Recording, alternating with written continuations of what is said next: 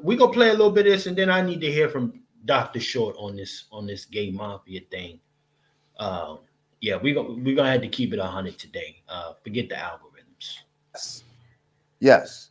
And that they want you to be down with their in order to push the button for you? Absolutely. And this is part of it. You just saw one of the Gay Mafia members. That's who he is. That's who Puffy is. He's one of the members of the mob. He's a mafia member. But he might not be Don Carl. He's not the godfather. You see? He's not the godfather. He's one of the heads of the families. Let me say this first, y'all. Okay? Real quick, salute to my sister MF Kush checking in. Salute to MF Kush. Sis, you might have to check in, man. Let everybody know about your platform too, sis. I'm tired of these Negroes. Everybody got something to say now that they got a hold of Diddy. Nobody had nothing to say before, though. Quiet as fuck. This is the most punk shit I ever seen in my life. Very cowardly. Very, very cowardly. Lord Jamar been around probably longer than Diddy. If I'm wrong, I mean, correct me. So now everybody know all the scoop. Everybody got the juice now. This is ghastly cowardice. Let me play some more of this. You see, we had different families in this fucking thing. We got Bad Boy. We got fucking what do we have? Death Row over here. We have the different We got fucking Arista Records and LaFace. And these are the fucking families in the mafia. You dig? Those record companies are like families. And when he got too big and felt like he was going to sue them, they said, let's show this motherfucker who we really are. Send the ATF to his crib. Let's start there. Real quick, y'all. Now let's think about this real quick. You know, Michael Jackson on his way out was talking about how them Gay Mafia boys was coming at him too. Right? I forgot that industry dude's name. But he was coming at Michael as well. And he was one of the first people who began the smear campaign against Michael. And once the smear campaign wasn't getting no real legs, they came out with the child shit. Okay? So it is interesting because we're finding out that there's a lot of open booty activity gangsters, a lot of backdoor gangsters out here.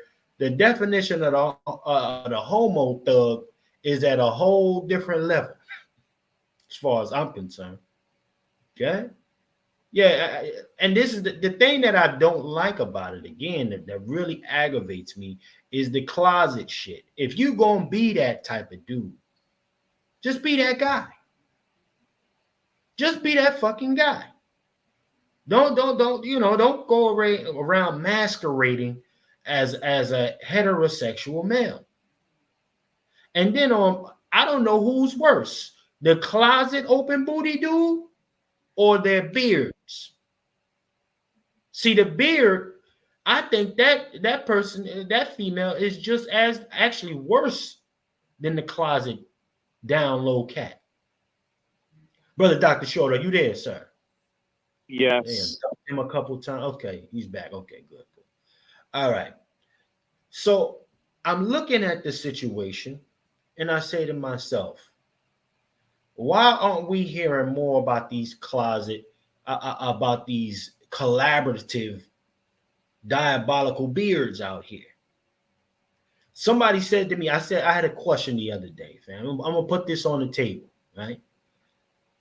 I said to somebody, people were like, why aren't they protecting Puff Daddy? What's her name? Puff Dad's girlfriend's, well, his baby mom's legacy. Now, what's her name again? It eludes me at the moment. Kim Porter. Talking about Porter? Yeah. Now, I said, what is the legacy that she has? Like, how do you define legacy in that situation? All right, because even with this maybe you don't. Right. Even in this latest book that supposedly came out, that wasn't, supposedly not hers or her thoughts. There's admission of pegging P. Diddy. All right.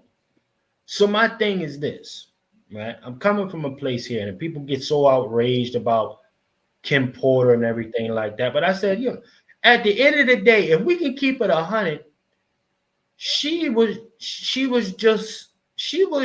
the equivalent of a housewife, the Real Housewives of Potomac. Keep it a buck. You're being too nice. You're being too nice. Let's talk about it, Q. I think she's a madam, bro. She was a pass around. No. She's a black Ghislaine Maxwell. And we need to stop playing games. And this is why I hate feminism. I'll come on camera for this shit. I keep saying this over and over again, and people think it's an anti-woman thing. No, it's an anti-wickedness and anti-bullshit thing. For every man that is full of shit and degenerate, there's a filthy woman with him. Like, people want to make Michelle Obama good, and yet they want to just talk about Bathhouse Barry. No, it takes two to tango in wickedness. If she was righteous, she would have left. She would have said, I don't want the money. I just want my kids. You're full of shit. I'm not going to. But you see, we as a community have this whole goddess worship bullshit driving the culture. This is not to take away from someone like Sister Star or Quiet Scales. They're righteous black women I know. Meet them every day. Sister Zima. I'm surrounded by righteous black women. Nobody black and female that I hang with would put up with this, but they're wicked women. The plantation was run by wicked, sexually compromised men and women. The butler wasn't just fucking Miss Ann, he was fucking Massa too. Okay?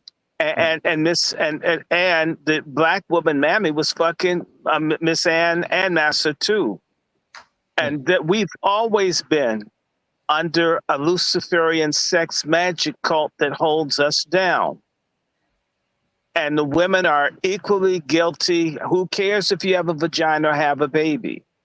The issue isn't, your vagina, of course, it's good. We'll all agree with that as men. But the person that owns the vagina may be bankrupt. And that's the problem I have with black men. Everybody with the pussy isn't a saint or a freedom fighter. Okay, a lot of folks with pussies are ratchet, hyena, liar, frauds. And in order for us to clean up as a people, everybody has to be held accountable. In white supremacy, a white woman that even looks at a black man is just a whore that can't be forgiven. We're the only people where our women, everything they do is right because they have a vagina. We're the only people in the world like this. Okay, and at the same time, that cheapens the righteous black woman. If you make a slut, a whore, a procurer, a pedophile female equal to a righteous woman, you've degraded the good ones. And this is what we do as a culture. And by the way, that happens to black men. They say black men ain't shit, means the righteous black man is the same as a man who's fucking a baby's mama, who fucking kids that aren't his and ain't paying bills and eating up all the SNAP money. It's the same as a righteous black man. So at the heart of this is the absence of God and morality among black Americans. And this has always been the mission of slavery. There are a whole lot of people out here, by the way, hip hop, and I'm going to say this, I'm going to make a lot of people angry. Hip hop is the most Islamic cultural institution among black Americans. Oh no! Not to say that the black church is worth a damn these days. But all these tough folks into all these cults, 5% and all this, so these are the real black people. Bullshit. One of the reasons that there's silence is because these people are into these bullshit fake religions. You know what? The one person that's getting busted on religion, and I'm glad they are, is T.D. Jakes. It's interesting. T.D. Jakes, who I've been talking to, in fact, Take Dick's Cakes, I've been talking about his ass for years. Fake preachers, liar, pedophile, Christian ministers, people call out when they're Islamic or they're Moors or they're this other shit, whether it's Nature Boy, Polite, Malachi York, you know, you put a little Egyptian turban on and shit, and you ain't a pedophile anymore. Just don't be in the church. We have in our community different types of homosexuality that's good. If you're rich, if you're a pro athlete, if you're a booty bandit in prison or an ass pirate, not in prison, an ass pirate in the music business, if you're wealthy and you've got notoriety, your faggotry is good. And by the way, lesbianism is seen as the right of women. Black women are treated so bad, they have the right to munch pussy and to be dykes. We've got a hypocritical, two-faced, heretical system that on one hand vilifies homosexuality. If you're smart, you wear wire rim glasses, thin bone, not athletic. Oh, that's bad. But if you're a gorilla sissy like Diddy, your sodomy is good. Or you may not even be a sodomite. If you don't come off as hard enough, you're not playing basketball and sports and talk about beating bitches and fighting, you're not a man. But the person that does talk about all that shit, fucking bitches and fighting and shooting, and they suck dick or get fucked in the ass, they're straight. I don't even think we have an idea of what heterosexuality is in the Black community. In fact, it ain't straight. If you're a dude and you want your sperm commingling with all the sperm of the other 5 dudes that got that bitch pregnant, why would you want someone that's run through? Cool. And the same thing for woman. What kind of woman wants to ping pong back and forth between men and women? And in fact, I think it's crazy because men pay for pussy, studs don't. You get your ass beat twice as often and you don't get money from women. It's obvious that dick is where you should bet. Put your bet your money on men. So this stupid ass feminism in our community and this stupid ass shit has become the norm. And it has been the norm. And I'm going to add in another thing. The Black Greek letter organizations, the Divine Swine, the Boule, all of that stuff is a big sex cult. And that's what runs the Black community. Deviant degenerates. And by the way, on the plantation, I point anybody, Frederick Douglass warned us about it in his book, his first slave narrative of Frederick Douglass. He talked about how the white folks over the Christmas holidays will let the Black folks fuck, drink, and fight to convince them that they needed to be under white control because they were they couldn't run their lives without white people working them. Isn't this what Diddy and all these other people's cultures that Black people just wild and degenerate and we just need to trust white people to run stuff because we're so foul? They've always worked to degrade us, whether it's slave breeding or slave raping or buck breaking or teaching the boys to have sex with their mothers, motherfuckers, and so forth. This is how we've been ruled. This is what many of us have run from, which is why you have 2 Black communities. What did popular music used to be called among Black people? It used to be called indecent music. There was music that was about God and decent living, and then there was the indecent music. I like Scott Joplin and ragtime, but Scott Joplin died of syphilis.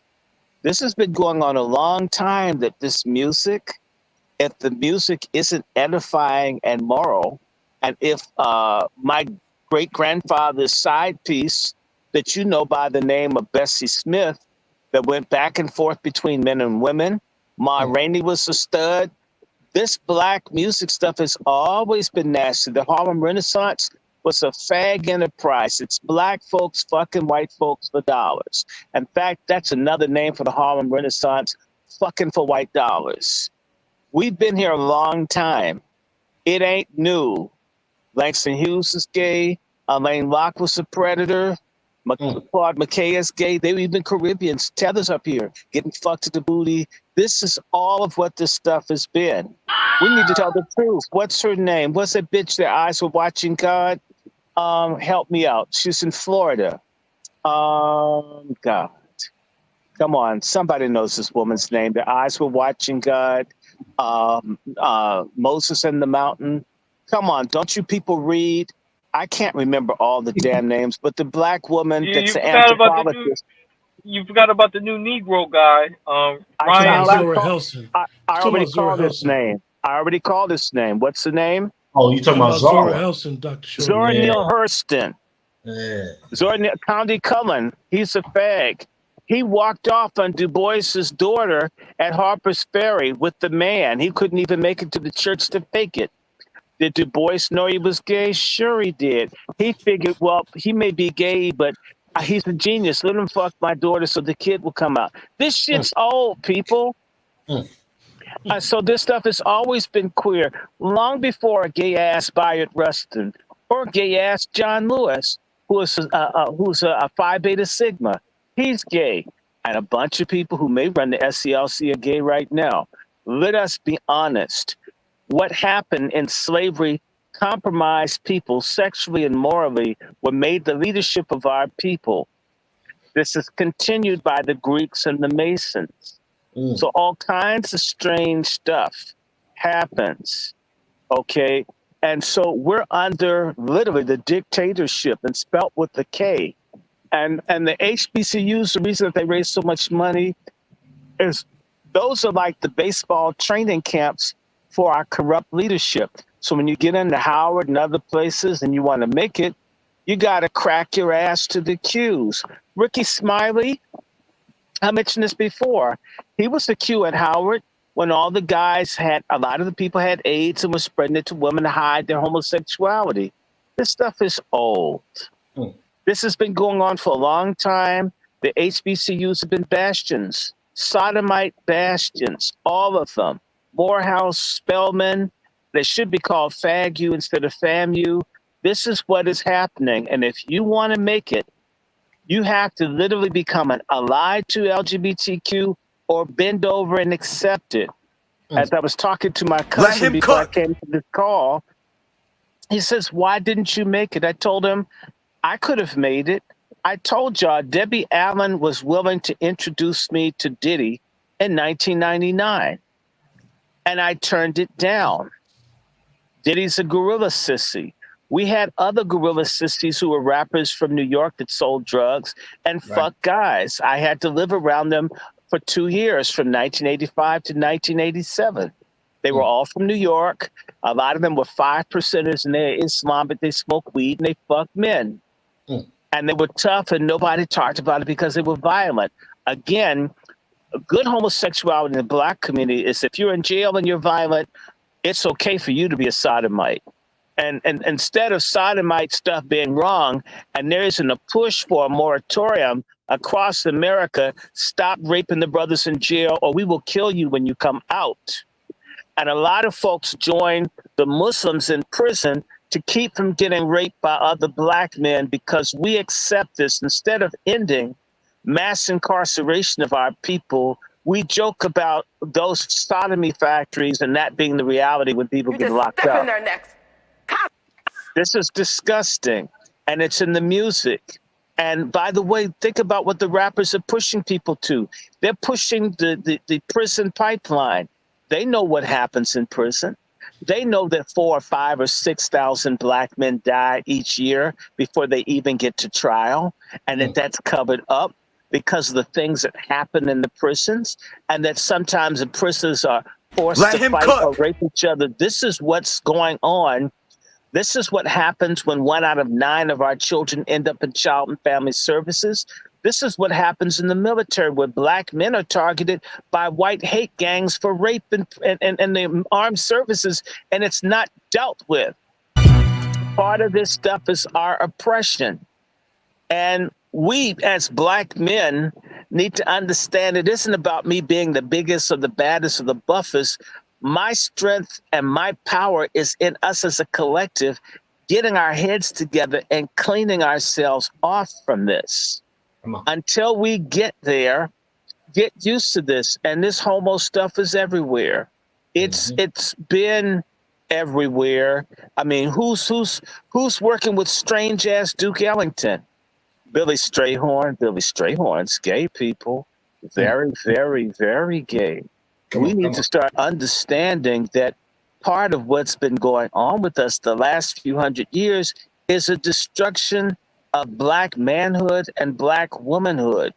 Frederick Douglass and them were talking about real manhood freedom.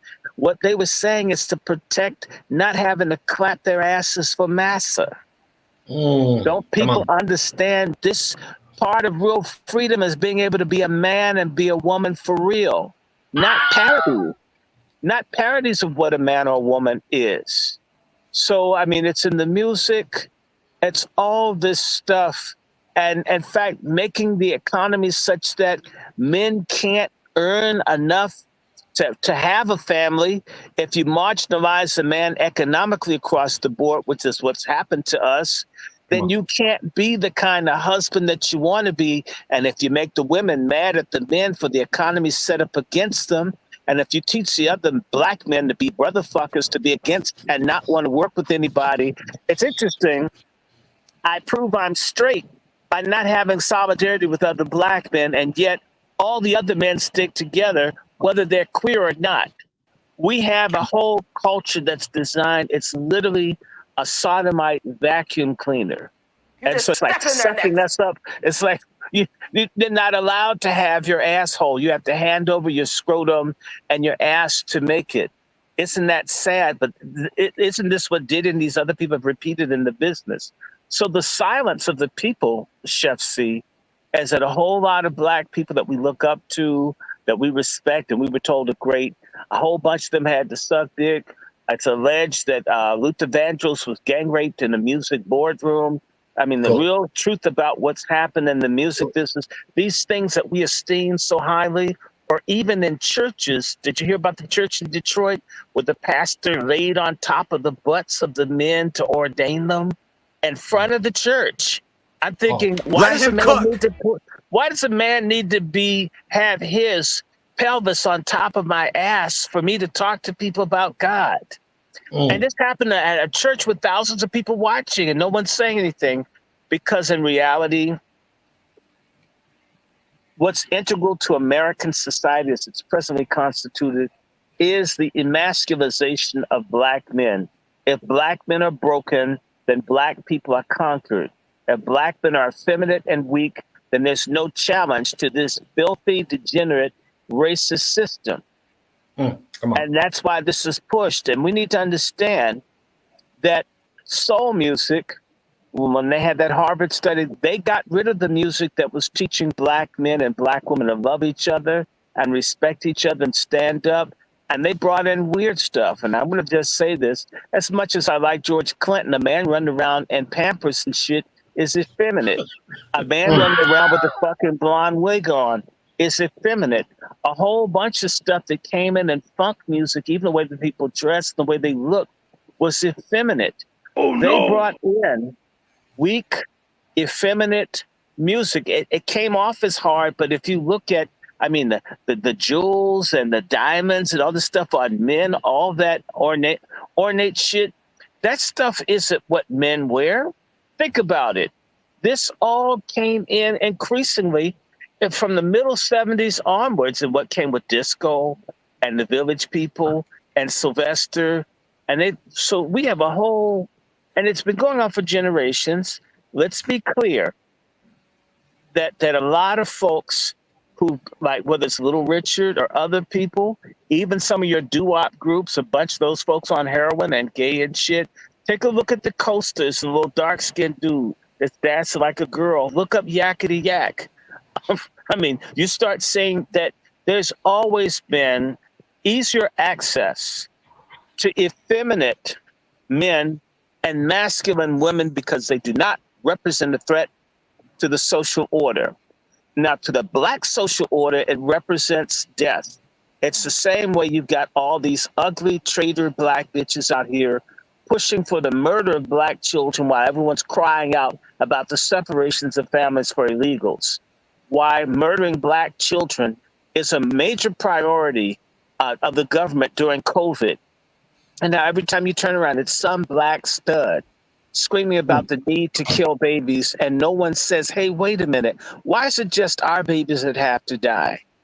And so this silence, this weakness, this cowardice means that the people that get into Congress, like macho-looking Barbara Lee, cracked-up face Maxine Waters, I mean, what's that one? Karen Bass, who's now mayor of Los Angeles. Have you ever looked at how hard-looking the black women are in Congress?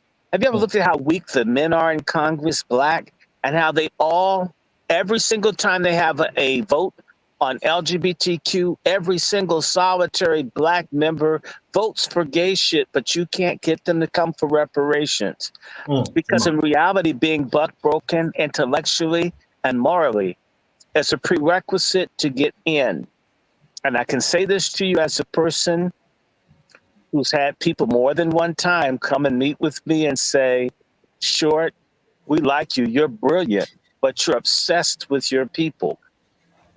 In other words, you're not buck broken. And so anybody that knows me, and I don't care, white, conservative, whatever, people get to know me, I tell them the same thing I'm telling you. We need our fucking money.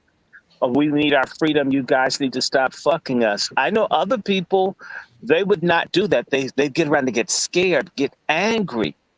And I can just say to you, as I was saying to my cousin, when Cat Williams says he walks into a room and the people just tremble, I'm nobody. I'm in the basement of mom's house. I can walk in and see people I know from Howard or Harvard. They see me and they shake in fear that I'm going to talk about them or say, I'm nobody. It's because they don't stand for anything. So you have to understand the real freedom. It is a spiritual, metaphysical thing, and only God gives freedom. Not white money, not white sex, not coon, boule, acceptability, or inclusion. God gives freedom, sovereignty, the right to exist comes from God Almighty. We don't need anybody for much of what we need, or much of what we want, but we've been trained. Look to the people that hate you. Look to the people that hate and want to exterminate you. And what do they demand of you to make it as inferiors? And we keep saying, okay, how high or how much do I have to clap my ass for you to not hate me like you hate the rest of us? And I'll hold the other ones down. Let me land my plane. Salute to brother Dr. Short. We had to let listen, ladies and gentlemen, we had to let the young man get it the fuck off in here today, ladies and gentlemen. We had to let him get it off. God damn it. Ladies and gentlemen, the wolf is in the building.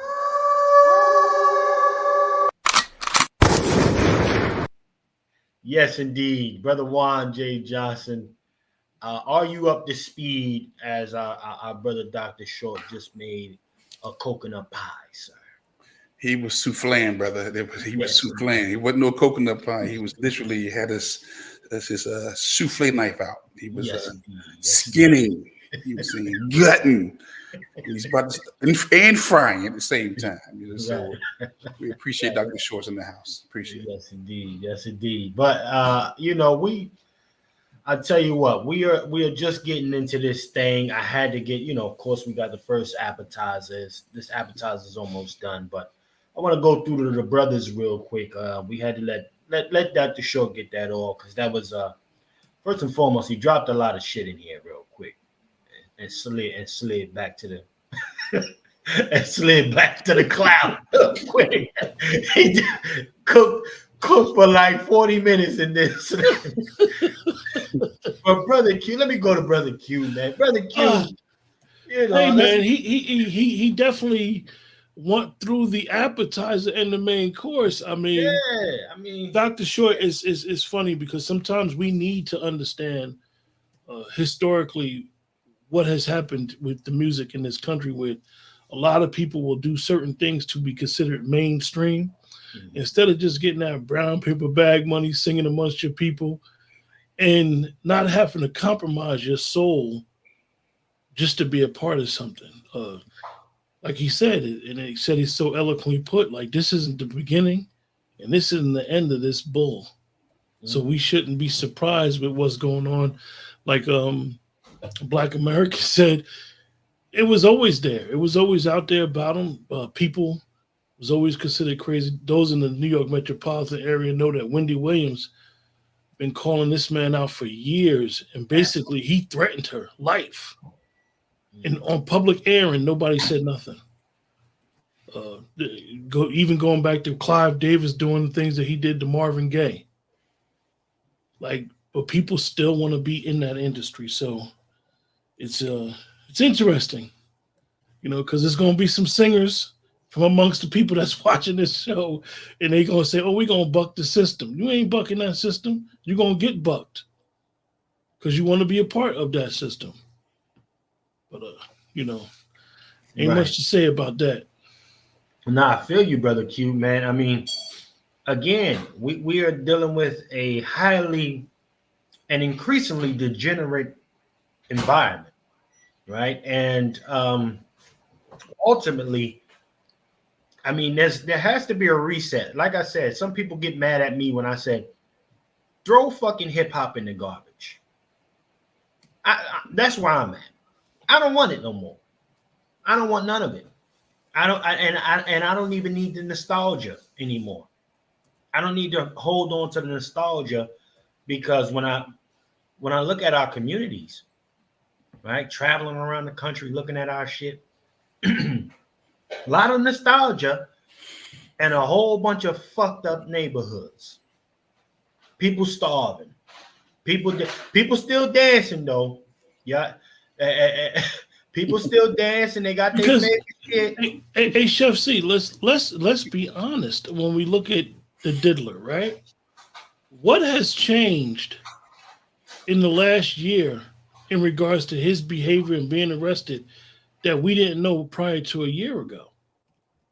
Nothing has changed, but now what we're seeing is the tool is being broken. The public perception about this man has changed. So a lot of us are now saying, oh, you know, he's the worst. He's a monster. It's the system that's the monster. It's the system that creates people like this. It's the system that allows us to have a man dangled in front of us as a leader or someone looked up to for degenerate behavior for over 35, 40 years. This man, you know, I was around when he had the City College incident and people got trampled. Most people know about this stuff. Most people know when he was throwing parties at Howard University. So this unfortunately, this idol worshiping that we do, this celebrity worshiping that we do, this having these celebrities and entertainers in front of us thinking that these are our leaders, it goes back to what Brother Malcolm said. What other community is being told our leaders are coming from that industry? We're the only community that uplift these people. We don't uplift engineers, doctors, lawyers in our community. In our local community, they don't get even acknowledged. So, yes, we can stop it, but we have to really, really cease the moment and stop and recognize our local leaders, local heroes, our national heroes, and not our entertainers and these type of people who, because they make a certain amount of white money, that now we think that they're better than the average person. I look at 5 leaders on this panel. Can I say something, brother? They've allowed those people to get money and have done everything possible to block legitimate Black people from having money, because our people are idolaters and we don't invest in one another. Meaning, they'll let someone. I got a call. I talked to a friend of mine, a very good brother. He has a cousin whose net worth is close to $300 million. He has a close cousin that's paralyzed in the back for being shot by a Mexican. He's being messed over in like an assisted living facility. This man couldn't do anything for his own family member, and he has hundreds of millions of dollars. When Gay Z came up with It's About the Benjamins, where we've become worshipers of money and selfishness and all of this that has come forward, we don't even recognize that they're letting certain people have money as a means to fool us. Now that they're angry with Diddy, they're going to make certain he doesn't have money. That's why he got the $100 million bail. To show you we can let you have it as long as you serve our purposes, and we'll take it away from you. The money that Diddy spent on these little nasty orgies or whatever, and I call them Greek-offs. Let's call them what they really are. Greek-offs. That money he spent having orgies, if that had been done to help someone like Vader or others, we could be taking over high tech with blowjob money, with fucked up the ass money, with sodomy money, with strap on money, could change whole communities. But if you jack up the morality of a people and you make people think the way to getting money is being a stripper, to be a whore, to be a pimp, to be a user, to be a drug dealer, then people that invent and create and do real things that are economical, that don't destroy a people, are trivialized. And I want to say thank you, Chef. We should not be nostalgic about hip hop. Let this shit be dead and buried. As I called this shit decades ago, rhythm without blues. We need a new music. We need a new movement. We need to clean this shit out. We should be as nostalgic of this as the last bowel movement we made that we flushed. Let this shit be gone. And then we never see it again. Nobody is trying to put an RFD chip in the last log that they put in the toilet bowl. You're happy to see that shit float away and never see it again. And it isn't because I hate all of the rap, but what it's become, what it's done to us, it's become a type of psychological warfare. In fact, psychological genocidal warfare against our people. It should all be destroyed. The old music that made us love each other, that talked about who's that lady and all this kind of stuff, and One Fine Day and My Girl and My Guy and all the stuff that's beautiful, they've tricked us into thinking that is to get what was good was bad, and what's bad is good. And so if getting rid of hip hop is the beginning of our people finding themselves to see beauty in each other, to pull their fucking pants up, and for broads to wear drawers in public so we don't have to see the top of your ass like you're a truck driver. If that's what comes with getting rid of this stuff, let me be the first one to buy the matches and the gasoline to burn the shit. Yeah. I like that kind of talk, brother Dr. Short. You can smell them carcasses, brother Juan. Yeah. But let me go to Brother Vader real quick. Brother Vader, let's have a conversation, sir. Is hip hop worth saving still to you, sir? You know, I grew up on it.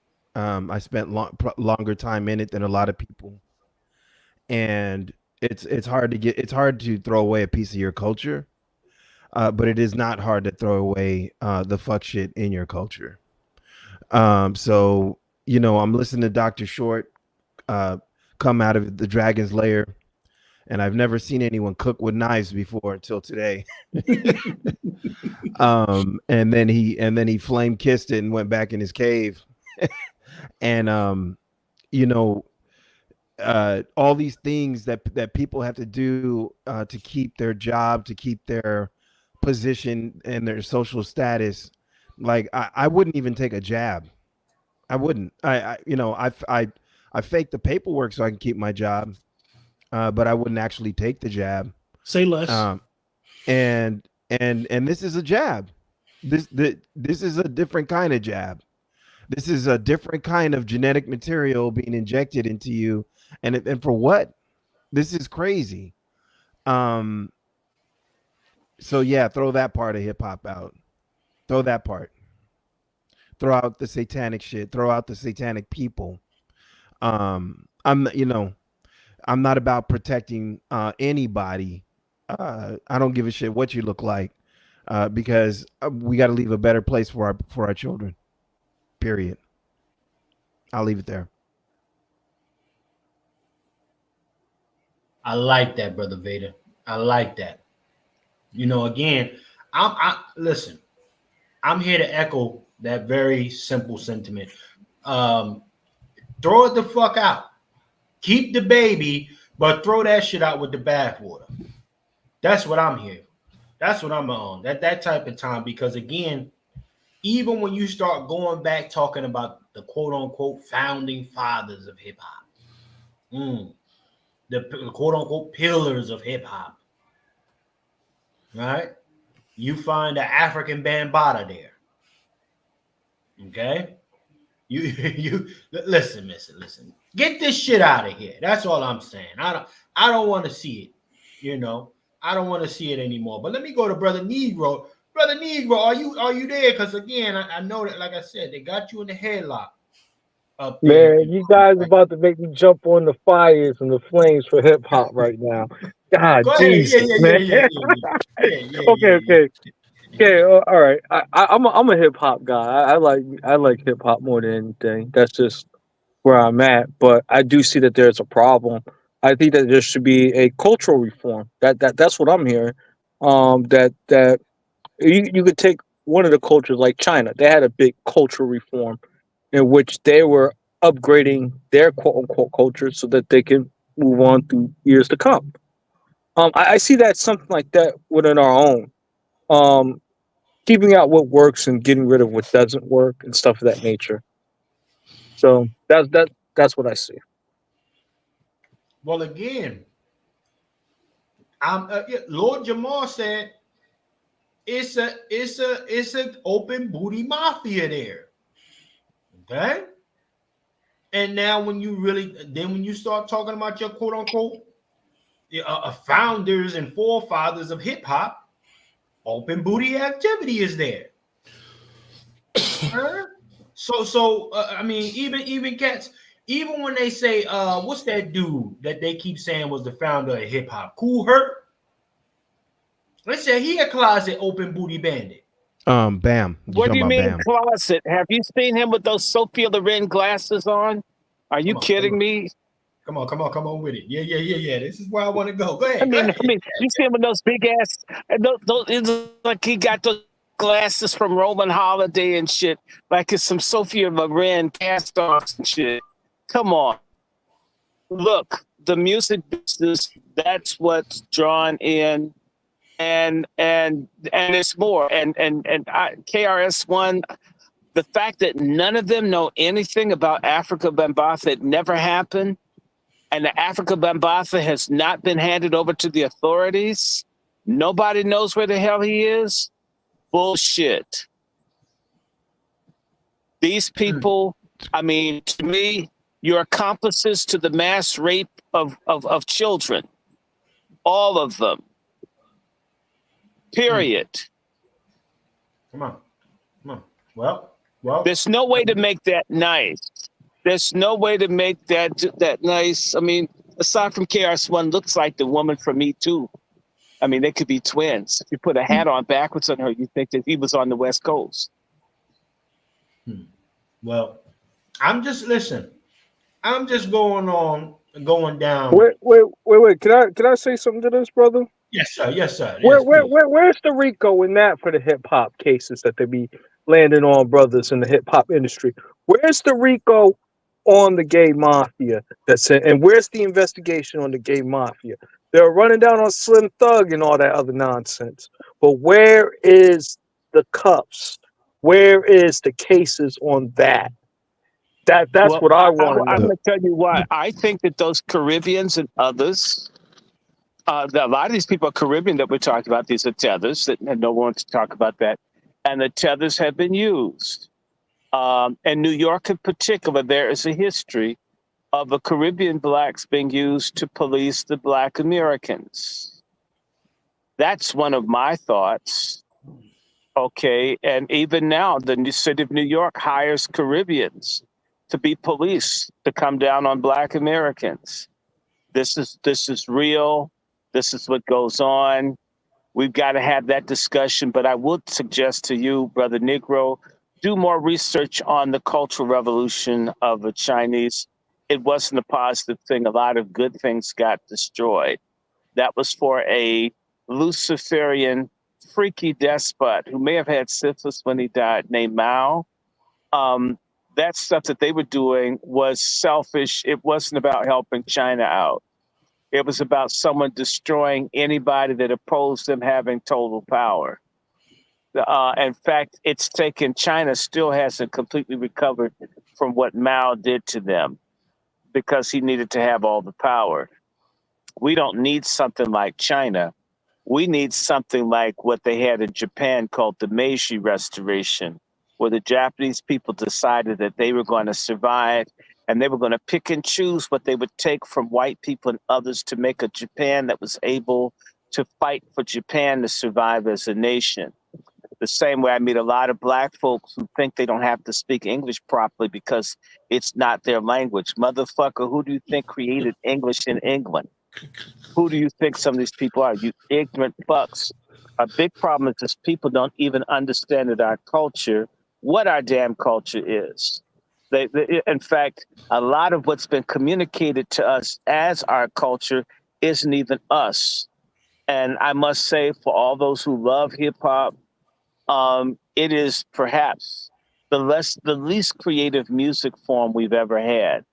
With all due respect, whether it's popular or not is a different thing. I'm not saying that I didn't like some of it, but damn, what it's doing now, what it's been doing the last, say, 20 years, in comparison to the changes in music between, say, 1960 and 1969, and just, or I could even say between 64 and 69, in 5 years, the changes in Black music, there's been no comparable major change or improvement or development in hip hop music, really, from its origin to now. 50 years later, it's done less than 50 years than what R&B did in 5.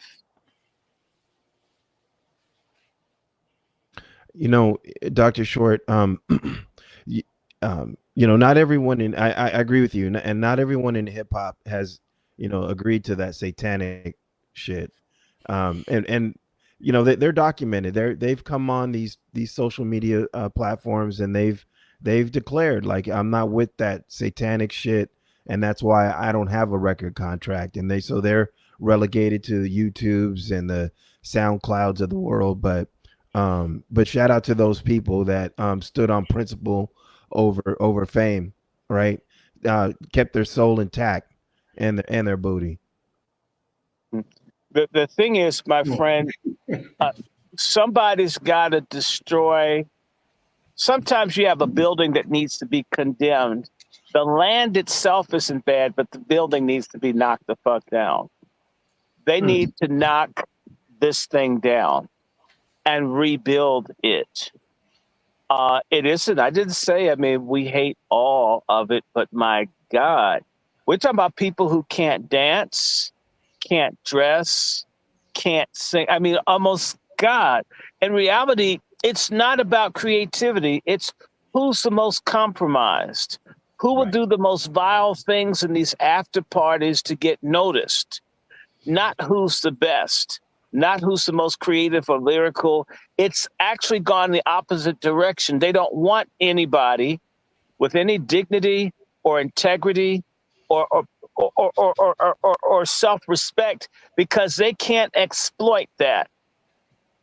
And so people who are truly good don't get the break. But in reality, as long as this house stands, this model stands as a viable way to make it, then in reality, Black music is held hostage to this idol. And I'm saying burn that shit down. Hey, and by the way, the good people will come back out. I mean, I like good music no matter what kind, but bad music, if it's the majority of it, it's the same way that white people changed the Sonics. They got tired of Tin Pan Alley and went with rock and roll. and have not gone back to it. We need to have a revolution within our own culture where we don't buy it anymore. What I see happening is, if truth be told, Black people don't buy most of this vulgar music. White people buy it. However, the money that they get from whites buying this filth, they use to misinform their own people. It would be better for the whole thing to collapse, and then for genuine artists with real followings that don't have to suck people's dicks who have a Star of David hanging off their belly to get a hit. It would be better for those folks to build themselves up and grow organically like what we once had for the Chitlin circuit than for folks to see this. If I eat an asshole, I can get on the fast track and become rich. We have to destroy the system. It all has to go. As long as there's any hope that somehow it'll be a little different. Well, I'm not going to eat the asshole of the Khazarian that signs my contract. Yes, you will. At some point, they'll drug you and make you do it. The house has to go.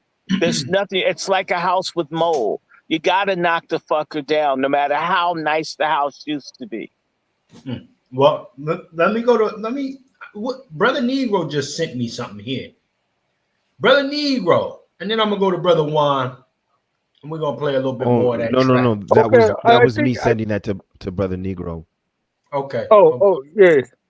Oh, I got that. The one you talking about the comment that I said that does hip hop owe us reparations? Yes, sir.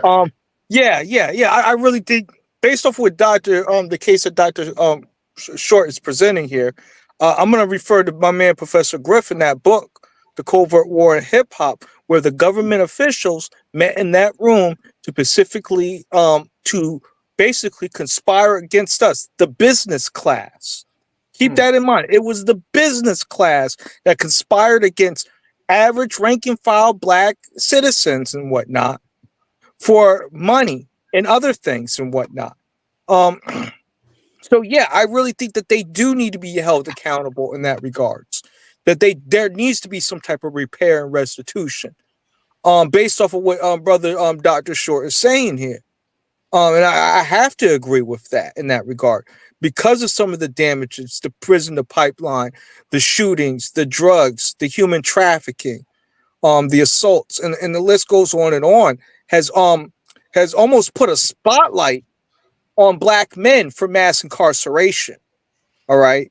So when I see those type of things, you could thread all that together where, yeah, this is a component of white supremacy to certain aspects. It was a pure art form, but white supremacy got involved in it. The business people, greedy business people from all around the world, were taking a part of something that we can't even take a part of fully on American soil.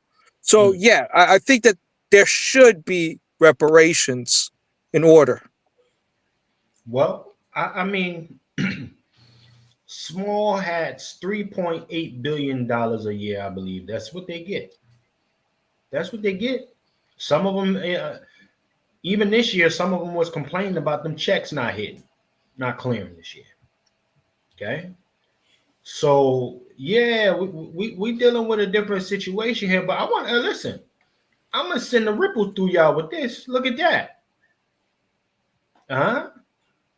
Africa Bambaataa, Kool Herc, and the other dude, Master whatever, they owe reparations to Black America. Yeah. Listen. African Bambaataa owe reparations to Hassan Campbell and B. Stinger. Come on. Right, that part. Come on.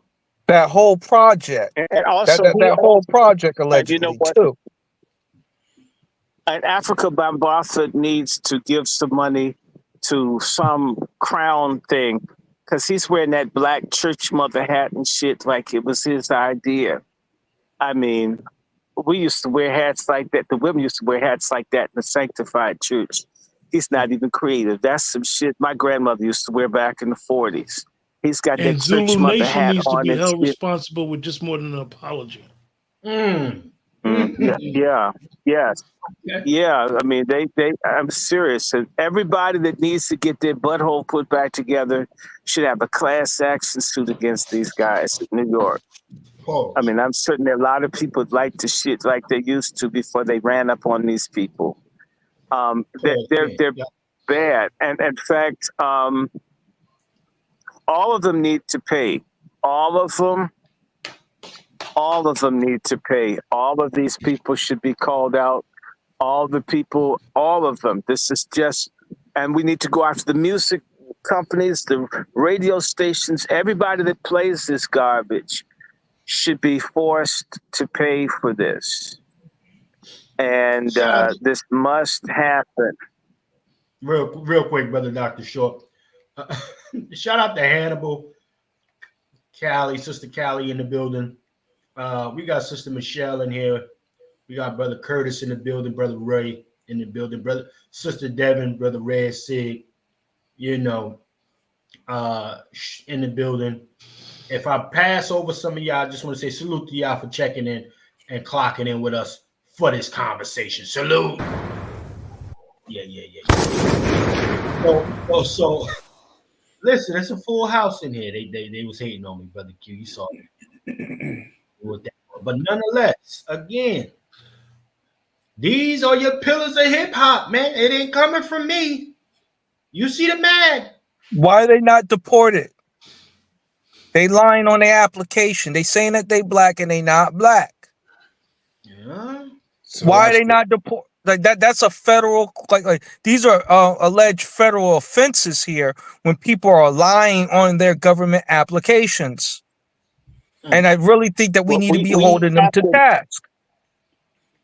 Well, Brother Negro, I think this is a project that we need to fight for, to force people to create categories. So, in fact, this is something that you're doing good work to demand that there be other categories so people can't call themselves a Black American. We need to require that Black American people are able to get all of those with lineage in the United States have the option to have a Black American identification number where people who can prove that they have like a social security number, people that can prove that they've got lineage in this country.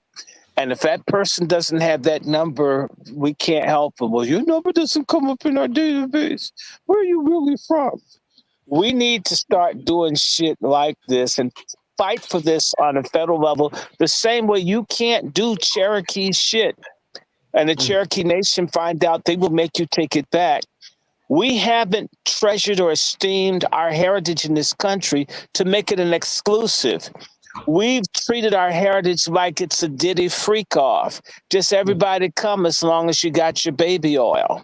In this instance, the baby oil is skin color.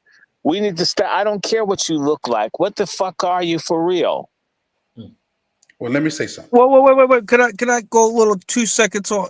I really think that we need to be going offensive as the Black community. Like for example, pushing English as the first language.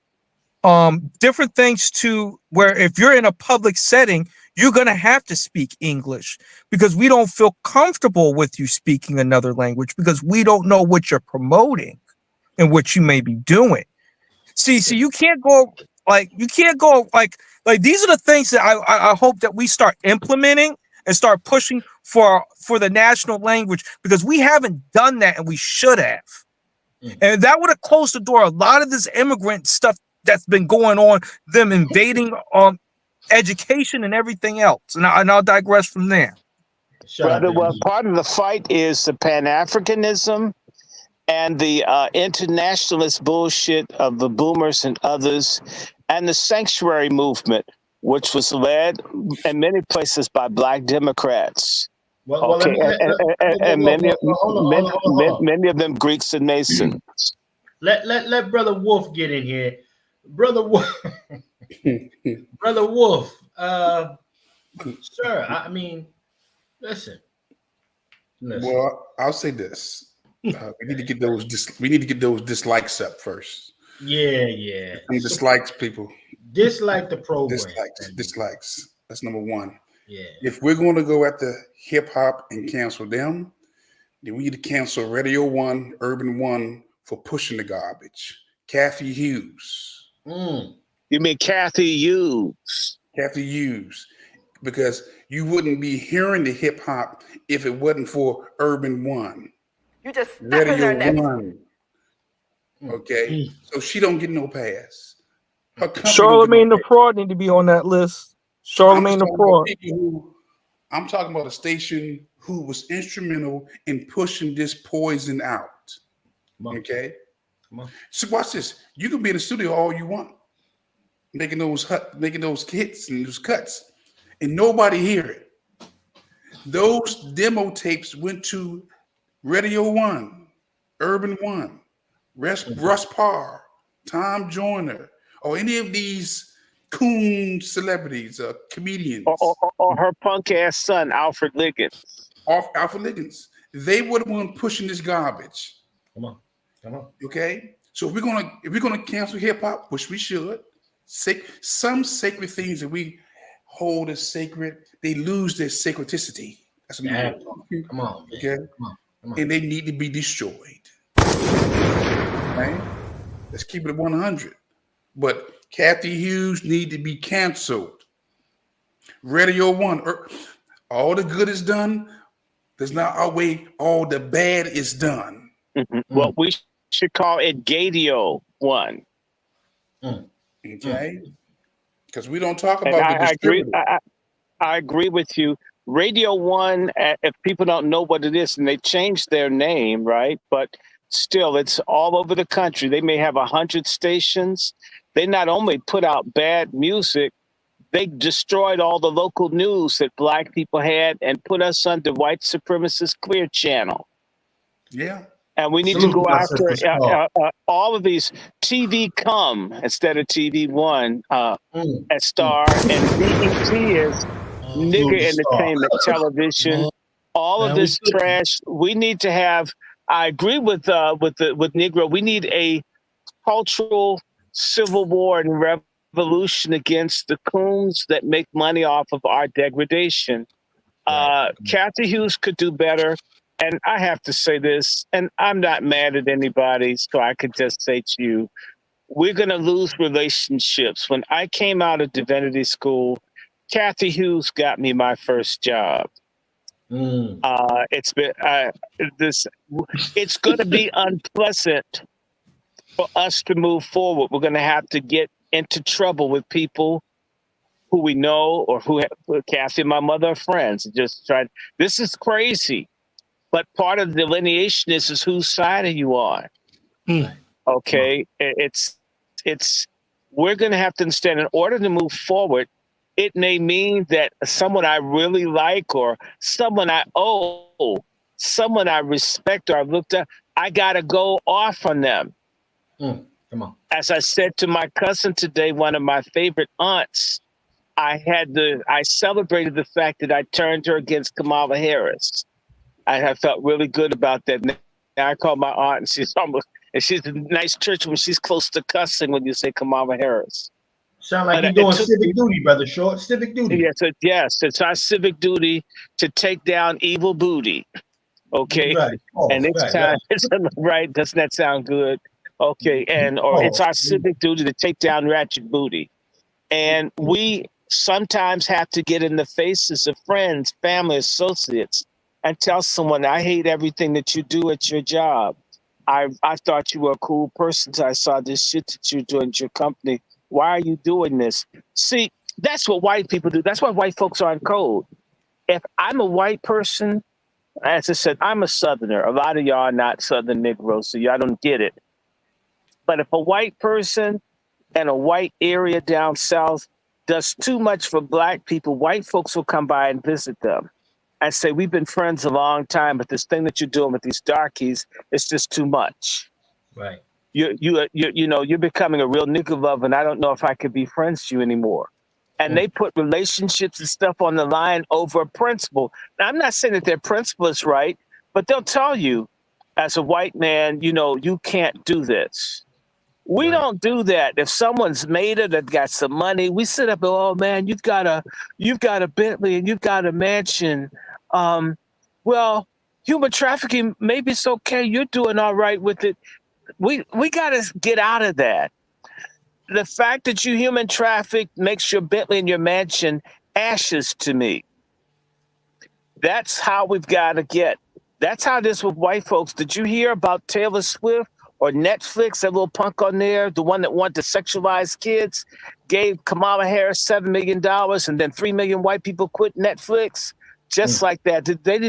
They are on point. You can't cross us. You cannot do something against what we see as the greater good of white folks, or we turn on you. It's as if you only have to do one thing for us not to forgive you.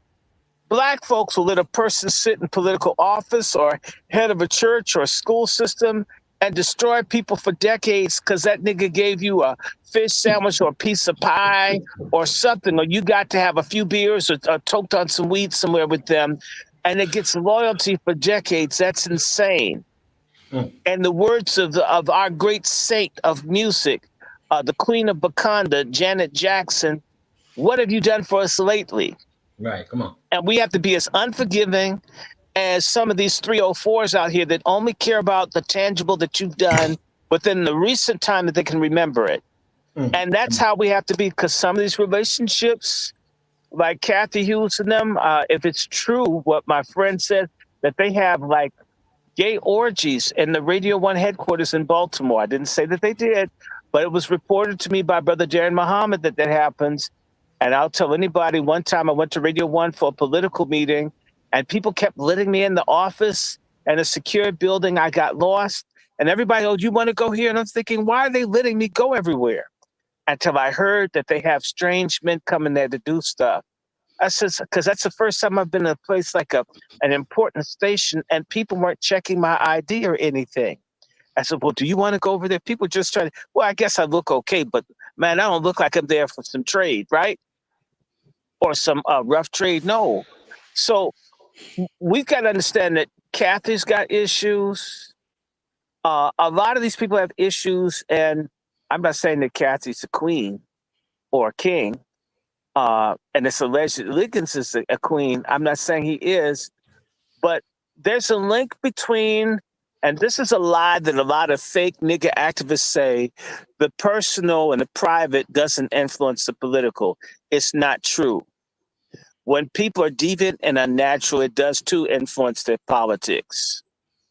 When a person hates Black people in their heart privately, they act it out in their politics.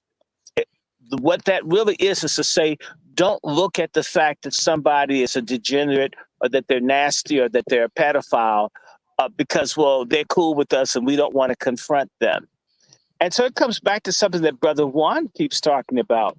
The scriptures say, be holy because God is holy. And so the choice before Black folks is, are we going to be the wicked people? Like when you see the color Slurple and you have the Black folks in the church and you have the niggas that are bisexuals and freaks and the color purple drinking at the juke joint. Are you with the filthy people or are you with the righteous people? And that's been a struggle among Black people for a long time. White folks like the white dude, Carl Van Vechten, they celebrate the wildness. People need to understand the Harlem Renaissance wasn't just some homo shit. Harlem was the #1 place in the world to come for sex. Harlem was the #1 tourist place for people that wanted Black sex and Black kinkiness before Diddy. Are we going to be whores and sluts to the Western world? Are we going to be upright people, even if we're not the richest people materially, at least be rich in spirit and dignity? Ultimately, we'll get the other things. Are you going to be a righteous people or a wicked people? And right now, a whole lot of Black Americans have put their bet on being Luciferian and degenerate. Let me say this before we continue, gentlemen. I need everybody to get the dislikes up. Yes. Okay? Can we get the dislikes up in here? It's almost 200 and 80 of y'all in here. Only 16 likes. I'm hoping I got at least 5 dislikes. You know, show us that it's real. Okay? Show us that it's real. Also, while you're there, go ahead and subscribe while you're disliking. Okay? And hit the notification bell. Okay? Oh, and you know what, Chef? We don't give a damn if you don't like this shit. Exactly. I don't care a flying fuck about any nasty one of you that likes raping children, whether they're white or black. If you think this stuff is cool, baby oil and folks screwing folks and killing and making snuff films out of children, you should dislike yourself. Now, that's what a low-ass state we're in as a people, that when you speak up for what's right, folk are hesitant to, then you aren't worth being on here. And let me tell you, I almost wish I was knowing shit, because y'all definitely wouldn't get on my arc if you couldn't get down with being against the destruction of a whole people. And I bet the same people that haven't liked this shit are crying over people in Gaza and can't cry over Black Americans in this country. This hypocritical, vile, I mean, you're a hypocritical, Luciferian, you're a demonically confused people. If you can't get upset about the situation you're in, you don't deserve to be listening to this shit for free. By the way, who's made a goddamn donation? Not a for goddamn Chef thing. C? Where? No, No, no. wait a For minute. Dr. Wait. Short. I want some motherfucking money to fly up in here because, Chef, you took the time to do this graphic and shit. And we got Q, or I should say, this brother, I mean, all of this. No. How dare people not even do the perfunctory thing? It wouldn't cost you 5 cents, the same amount of time it takes you to touch your clitoris in your pants or touch yourself. You could have liked or disliked this thing. This is what the hell we're talking about, that people can't take a stand over things one way or the other. What are you? Are you for degeneracy and for genocide, or are you for freedom and life? Make up your mind. It's like the person that needs to see an ultrasound to decide not to abort their baby 9 months later. Then their third trimester, and they're wondering if it's a baby. What did the bitch think it was? Acne? Yeah, gun smoke. Listen, I might have to drop a motherfucking flex bomb to that goddamn conversation. Blue bomb. Well, why?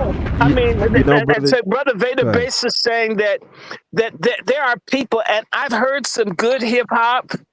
I've heard people doing what's right. They're not cussing. They're not dragging people through the mud, and they go begging. But if someone calls you bitch, someone wants you to lick their semen off the floor, you buy it. And then talk about nobody respects it. Then we're talking about respecting people, and then you can't like or dislike it. That represents demonic Luciferian confusion. You guys are under Diddy's spell. If you're mad about anything, it's that you didn't get to be at the white party and that you weren't white at the white party. Is that what it is? That some people are butthurt that they didn't get the free pink cocaine and the little goodie bags with the sex toys in it. Is that what it really is? That part. It's that part. When somebody was saying, rap in itself is satanic, and that's just not the case. People are using hip hop for their satanic rituals and shit like that, right? These are witches and beasts that see that something is reaching the people and a medium, and they're poisoning the candy, right?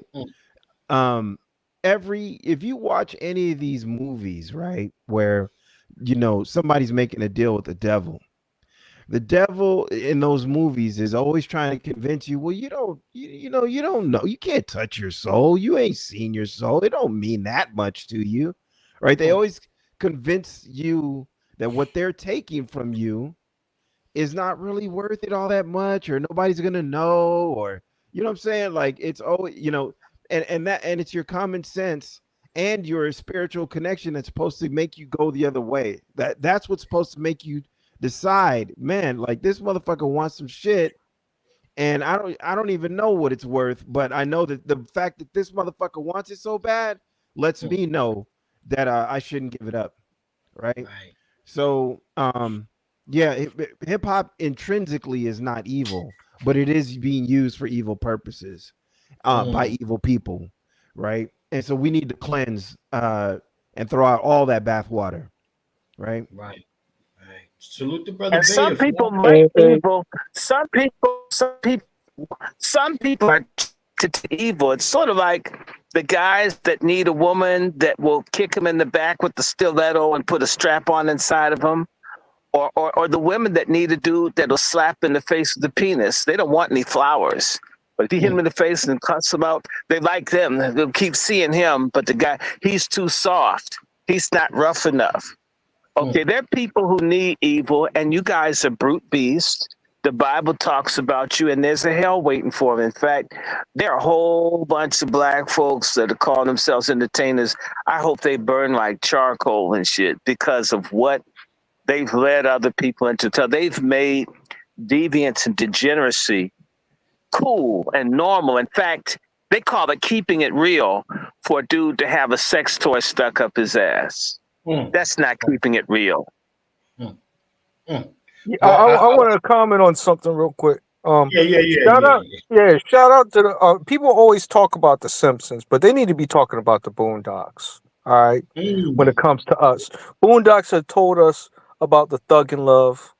They told us about what was going on with that what's that guy the director guy, you know what I'm talking about, the one who do all those weird plays and whatnot, that dude.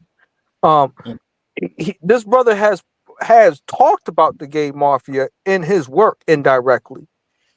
All right, and implemented some of the people, even some of the characters that's like Diddy that was in it too. I'm a big Boondocks fan, so when I see some of the things, I wish he was here now to be writing these shows. I wish he was here now because he was way ahead of his time. While people thought it was entertainment, no, he was telling us what was out there, what was really out there. Well, brother Negro, I mean, again, we are thoroughly cooking this Lord Jamar thing. But you know what? Let me play a little bit more to get everybody else up to speed. And again, if you're new to the program, make sure you like, share, subscribe, or dislike. On these particular platforms, particularly this one, we like the dislikes a lot better. Okay, the dislikes keep everything popping. So let's get the dislikes up. Okay, yeah. So let's play a little bit more of this here.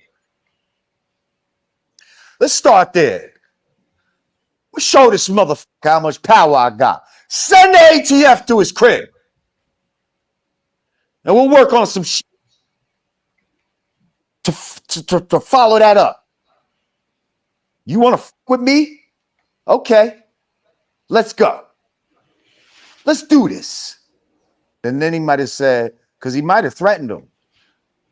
Like, because when he said, oh, yeah? Well, I got pictures of you. I got tapes of you at the parties, too. Oh, really? That's probably when the ATF really got sent. Send the ATF to his crib.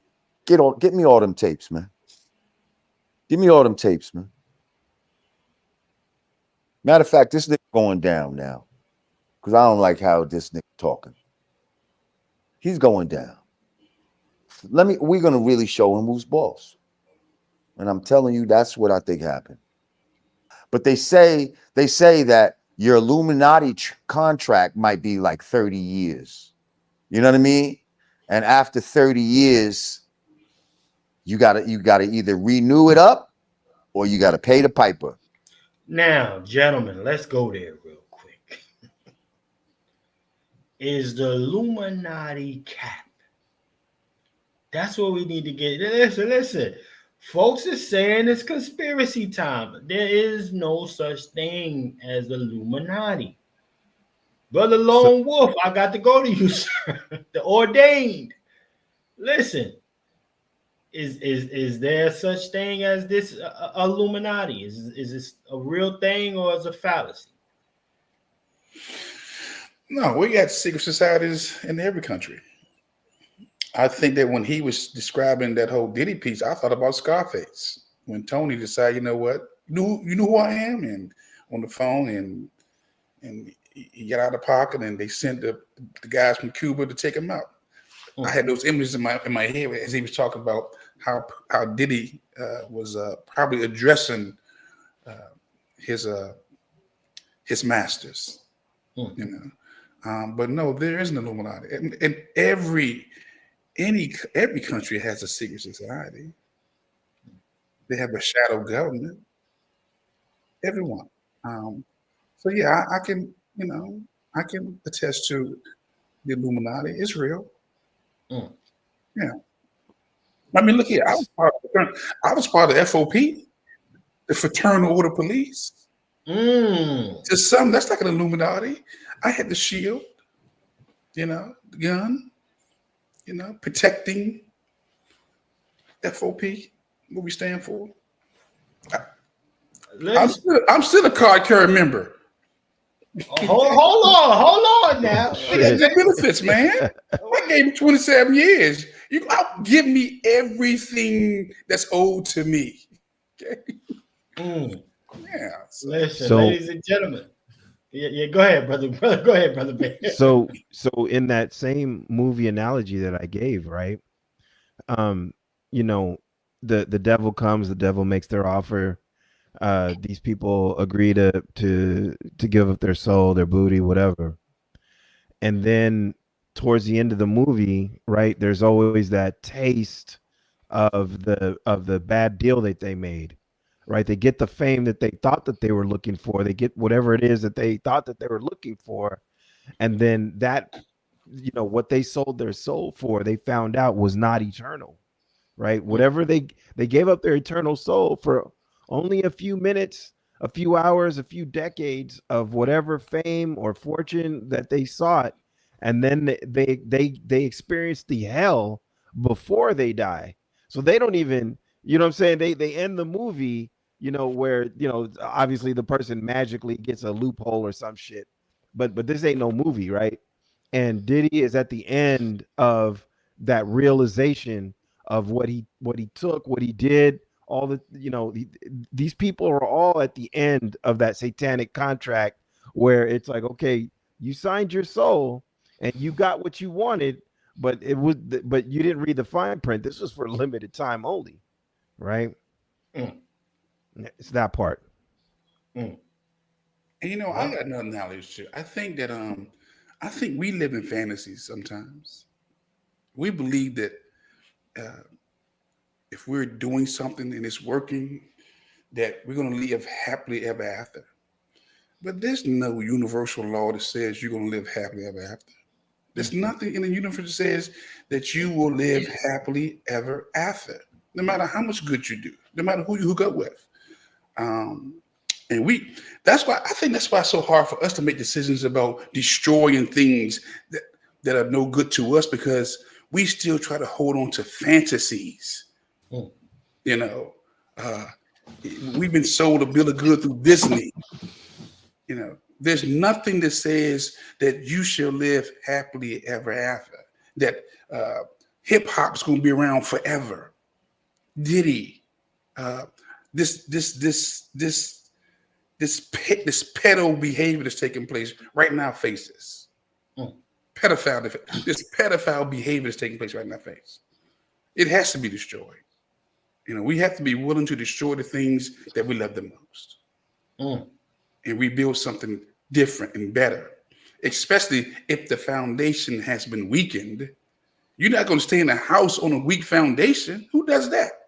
If you find out that the foundation is weak, you're not going to stay in that house. You got to move and rebuild the house. Hip hop must be rebuilt. Well, I'll say, I'm going to go to Brother Q. Listen. Hip hop, I don't want nothing to do with no damn hip hop. Again, like I said, that shit is cooked. I don't want to see it. I don't even like it like that. No, listen, I knew something was up even at my young age during that time when they took CD 101.9 smooth jazz off the radio and made it a fucking sports radio station. Radio One, probably. Yeah. Urban And see, when you're talking about frequencies and shit like that, that jazz was one of the things that kept niggas calm in the neighborhood. You know, cats coming through, they whistling and shit. They got the jazz on, everything is smooth. They got that up out of there, and not even a whole 10 years later, you got the emergence of mumble rap. A bunch of mumble, do nothing, tight jean wearing, confused, closet, open booty bandits. That's what we got. So, I mean, again, I don't care about the nostalgia. You could take that. No point intended. You could take all of that nostalgia, throw that shit in the trash, right along with hip hop. Let me go to Brother Q, man. Q, man. Listen, we from up top together, sir. We come from the North, Essex County, New York. We around all of that, man. We around all of that, bro. Is that an L? You gonna keep that L? I need to know, man. Tell me the truth. No, this was interesting, and I was really tuned into what the brothers were saying. The last 25 minutes when I was sitting here, we have to understand that hip hop, and people get mad at me when I say it, and I always gonna say this, and I believe this. Hip hop is a genre; it's not a culture. Genres come and go. What this form of what we call rap music or hip hop now is not the original form. And we could say that we've allowed outside entities to influence it, but it actually has been the other way around. People wanted to make more money off of the art form and more white acceptance off the art form, so they started selling their own soul and their family soul out, their people. So it's over. Like Brother Juan said, not only fantasize, we need to stop romanticizing the bullshit. Romanticizing, we know something's not good for us, and we continue on absorbing it. We see it, we use it on our music, our videos, and whatever you do, you use this type of art form with the bad lyrics and the things that don't have no morality, and you say, okay, this is okay. You could decipher the good and bad from it. Other individuals can't. So we need to throw it away. Nothing good has came. When you look at it, what good has came from hip hop? Yeah, people have made money, but collectively, as a people, what good have came from it for Black American people? Nothing. A bunch of individual millionaires, but it has basically assisted what we call white supremacy. So we need to make a effort on what we're going to consume individually and then collectively, because we could sit here on the panel, 6 guys, everybody in the chat, and say, you know what, we're going to make a collective effort. But are we really? Because I'm telling you, somebody from amongst us, whether it's our family, our lineage, anybody in the chat is going to want to be a mainstream artist. And mainstream artists in this realm has never, it don't end well. And we're not just talking about hip hop, we're just talking about Black American artists. Since the art form has been here, any type of music expression, when you go mainstream, it don't end well. You're not going to leave with your legacy intact. It's just not going to happen. So we got a decision to make. Well, I mean, listen, and I see for new people checking in the chat, man, make sure y'all subscribe to this platform and to any of the brothers that you hear spitting some fire. subscribe to their YouTube platforms as well. Okay. And like my brother Juan J. Johnson saying in the chat, let's get those dislikes up. Okay. Yeah. Hey, Chef C. Hey. Yes, sir. Chef C, can I just say one thing, and I'm gonna throw a wrench in the show if you don't mind. Oh Lord. Okay. This is way out left field. Oh Lord. Okay. For everybody in the chat, Go ahead. anybody on X, anybody on YouTube, and various platforms. Yeah. We have a brother on this panel that's basically designed his own app for black businesses. Yeah. Brother Vader. I'm not asking everybody to donate $20. Everybody that's watching, just donate $3. A cup of coffee. Buy him a cup of coffee to Brother Vader and what he's trying to do with his app, and how his app, for those that are entrepreneurs, can benefit from his app and basically empower each other. So you don't have outside forces that's coming, BlackRock and all these other places where Brother Vader is trying to get funding. It should be us that are funding him. God bless you. Us to have a say on what he's trying to do with his app. But then, not Brother Vader, but then when we see another brother come and then see he getting funded by outside sources, we say, oh, that brother sold out. No, let's fund this brother. Come on. Everybody in the chat should just donate $3 to Brother Vader and what he's trying to do with this app. And if you have a business, link up with him and listen and shoot some ideas with each other, and think about how you could better your business, whether you're on the East Coast or the West Coast. This app can be powerful. We're in the age of technology. We just seen the port strike workers. They're upset, but guess what? Automation's coming. Right. So we got to get with the times. So we was running around here praising this movie that was based off a true story, The Green Book, where it was beneficial to our people during that time. This app that this brother has created and he needs funding on, it could be beneficial to us, beneficial to our families, beneficial to our children. So I just wanted to give Brother Vader a big shout out and a big plug for what he's trying to do. Yes, indeed. Can Y'all I see it follow on the screen right quick, ladies and gentlemen. It's look at the screen right now. He's got his QR code up there. Y'all can go ahead and hit that QR code. Y'all can hit the Cash App, right? Support this brother. The Wolf just donated. Thank you, just sir. Donated. The Wolf and Chef C just donated. I'm sure other people are going to start donating right now too. Lead by example, ladies and gentlemen. I want to comment on some stuff. I sent you some. Can we circle back to that Illuminati stuff, right?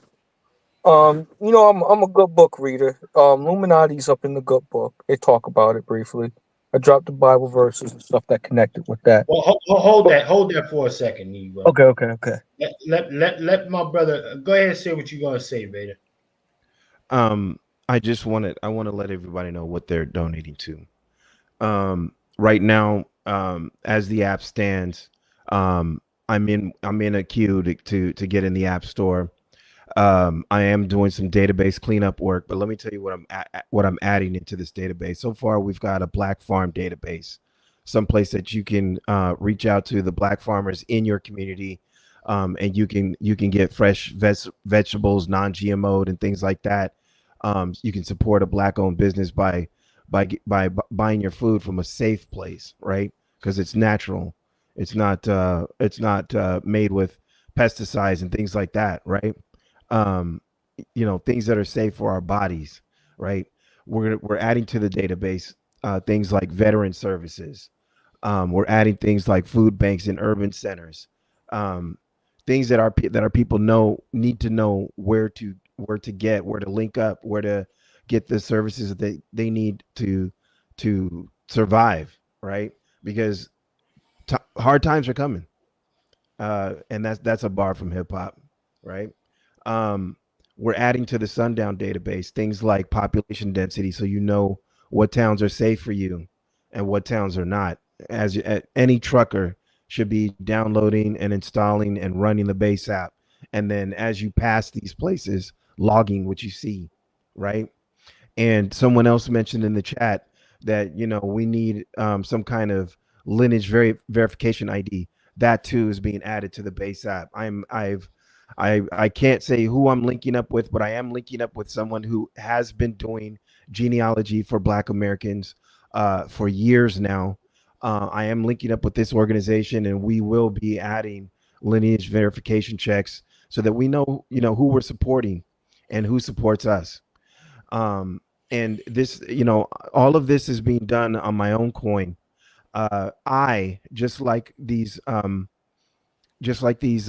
workers fear, I have been automated out of a job. I literally automated myself out of my own job. AI now does what I used to do, which is build infrastructure for Fortune 50 companies, not Fortune 500, Fortune 50 companies. I built out cloud infrastructure, and now a little black box with a red blinking light does that for me, right? And so here I am building an app for our people to get us connected. And so come check out my podcast and see what my app does. Follow me on Twitter and see what my app does. See how we can link up and we can be greater through social organization. Thank you for letting me speak, Chef. Oh, and No let me doubt. just shout out. Look at my brother Vader. Let me just shout you out. Thank you, Chef. Thank you, Brother Lone Wolf. Thank you, Negro. There are others I can see. Man, y'all, thank you so much because this helps keep the infrastructure going until I can become solvent. Thank you. No doubt. Most definitely. We appreciate everybody that's on the program as well, supporting our brother Vader Base. Phenomenal program. If you don't know, you can go to his website right there, grfba.org, ladies and gentlemen, to find out a little bit more about the Vader Base app. Okay, but let's get back into this thing. Brother Negro, you wanted to illuminate the Illuminati portion. Go ahead, sir.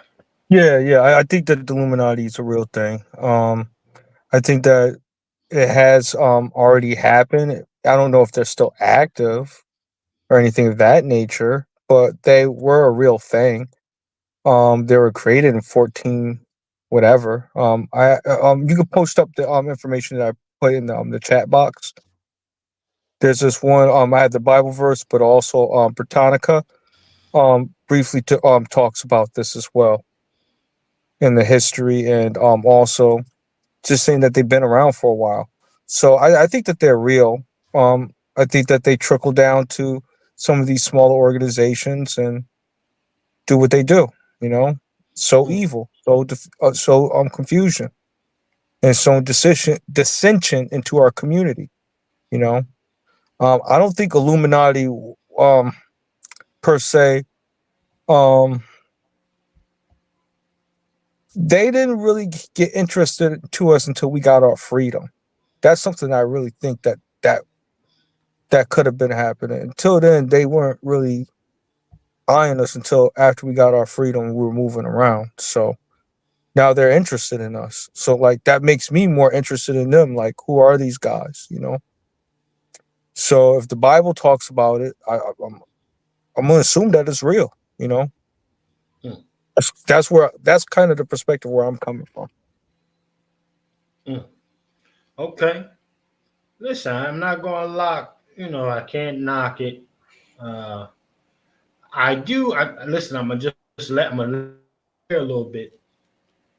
Before the Bible was written, King James wrote the demonology book. Just wrote a book about the demons, about the devils and demons and shit first.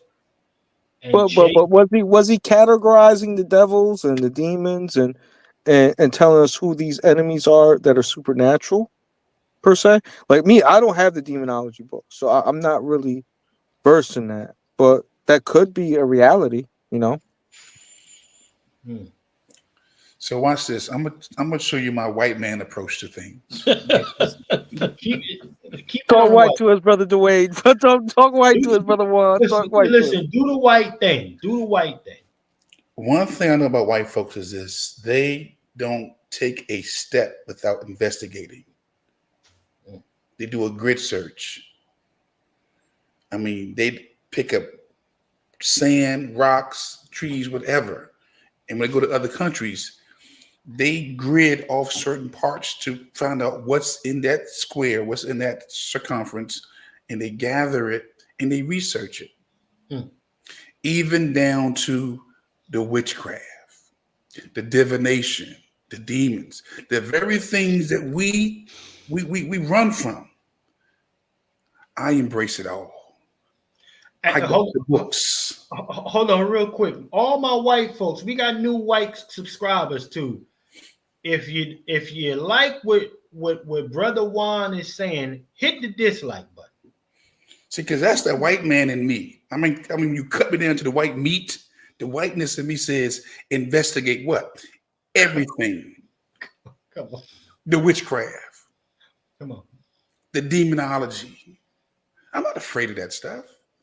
But if my enemy is using it, I need to know how he's using it. You know, we're talking about black magic. We ain't gonna deal with that white magic yet. That white magic is more thorough than the black magic. Or Frank Lucas, that blue magic. Blue magic. No, salute to the white folk. We got hey, real quick, I gotta say this, Brother Juan. We got white subscribers in here, Latino subscribers.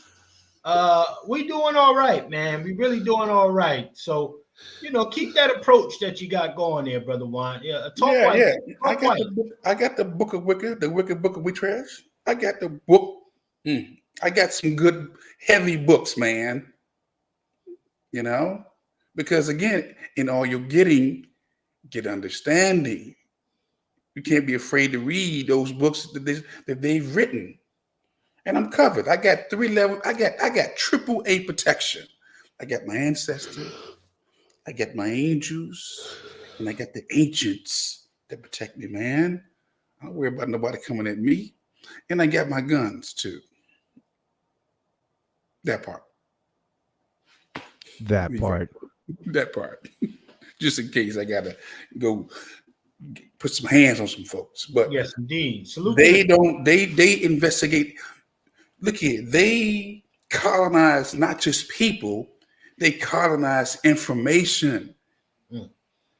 That's what makes them so different, because they can't walk beyond something without saying, what is this? How does this work? Where did it come from? Who, what, where, when, why?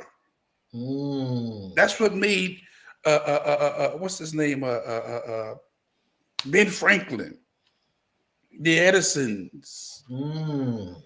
They didn't just stop at the spookiness of the stories. They investigated and they continue to investigate. So I land my plane with that. Now that's interesting. I like that. I like that. I think because we create so much shit, I think we get a little we limit the adventurous nature in us, as opposed to, shout out to the white folks, man. If you're still going in cages and it says beware of animal, right? You going over there and you want to go pet the dangerous. It says danger. Don't go over here, and you going and you trying to get an animal a kiss. Do I got to go and get my book, The Wicked Book of Divination, and show you? A shameless plug. Do I got to go and get the book and show them this so you can see that I'm telling you the real deal? I study these folks, man. Yeah, no. How do you think GNC became so popular? The drugstore. GNC have been studying the voodoos, the concoctions that we use to make the pills back in the day. They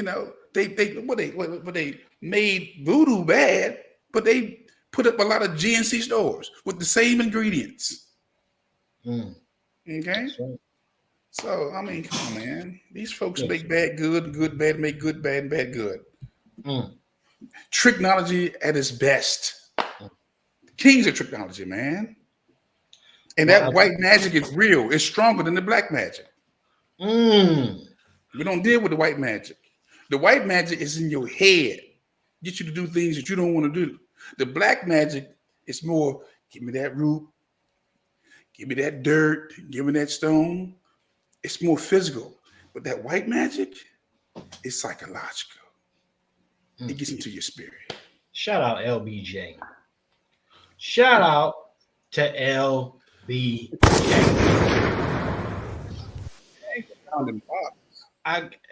Man, listen. You got, at the end of the day, you got to put respect on LB. Not LeBron James, you guys. Not LeBron James. Yeah. You got to put some respect on LBJ. Lyndon B. Johnson, for those who are who need to be brought up to speed, respectfully. But this is what we are. I mean, salute to the 270 plus in the building right now. Make sure y'all hitting the like, share, subscribe. If you haven't subscribed, there's a lot of folks in here. Make sure you subscribe to these platforms, ladies and gentlemen. We're going to take a brief commercial and we get into Candace for the second half. Let's get into Candace for the second half, ladies and gentlemen. We'll be right back. We're taking a brief commercial break. Y'all keep it locked with us on the next podcast. I'm your host, Chef C, chapped in with the Angry Black Man's Book Club for Pat Talk number 42, family. Y'all keep it locked with us. We'll be right back after this.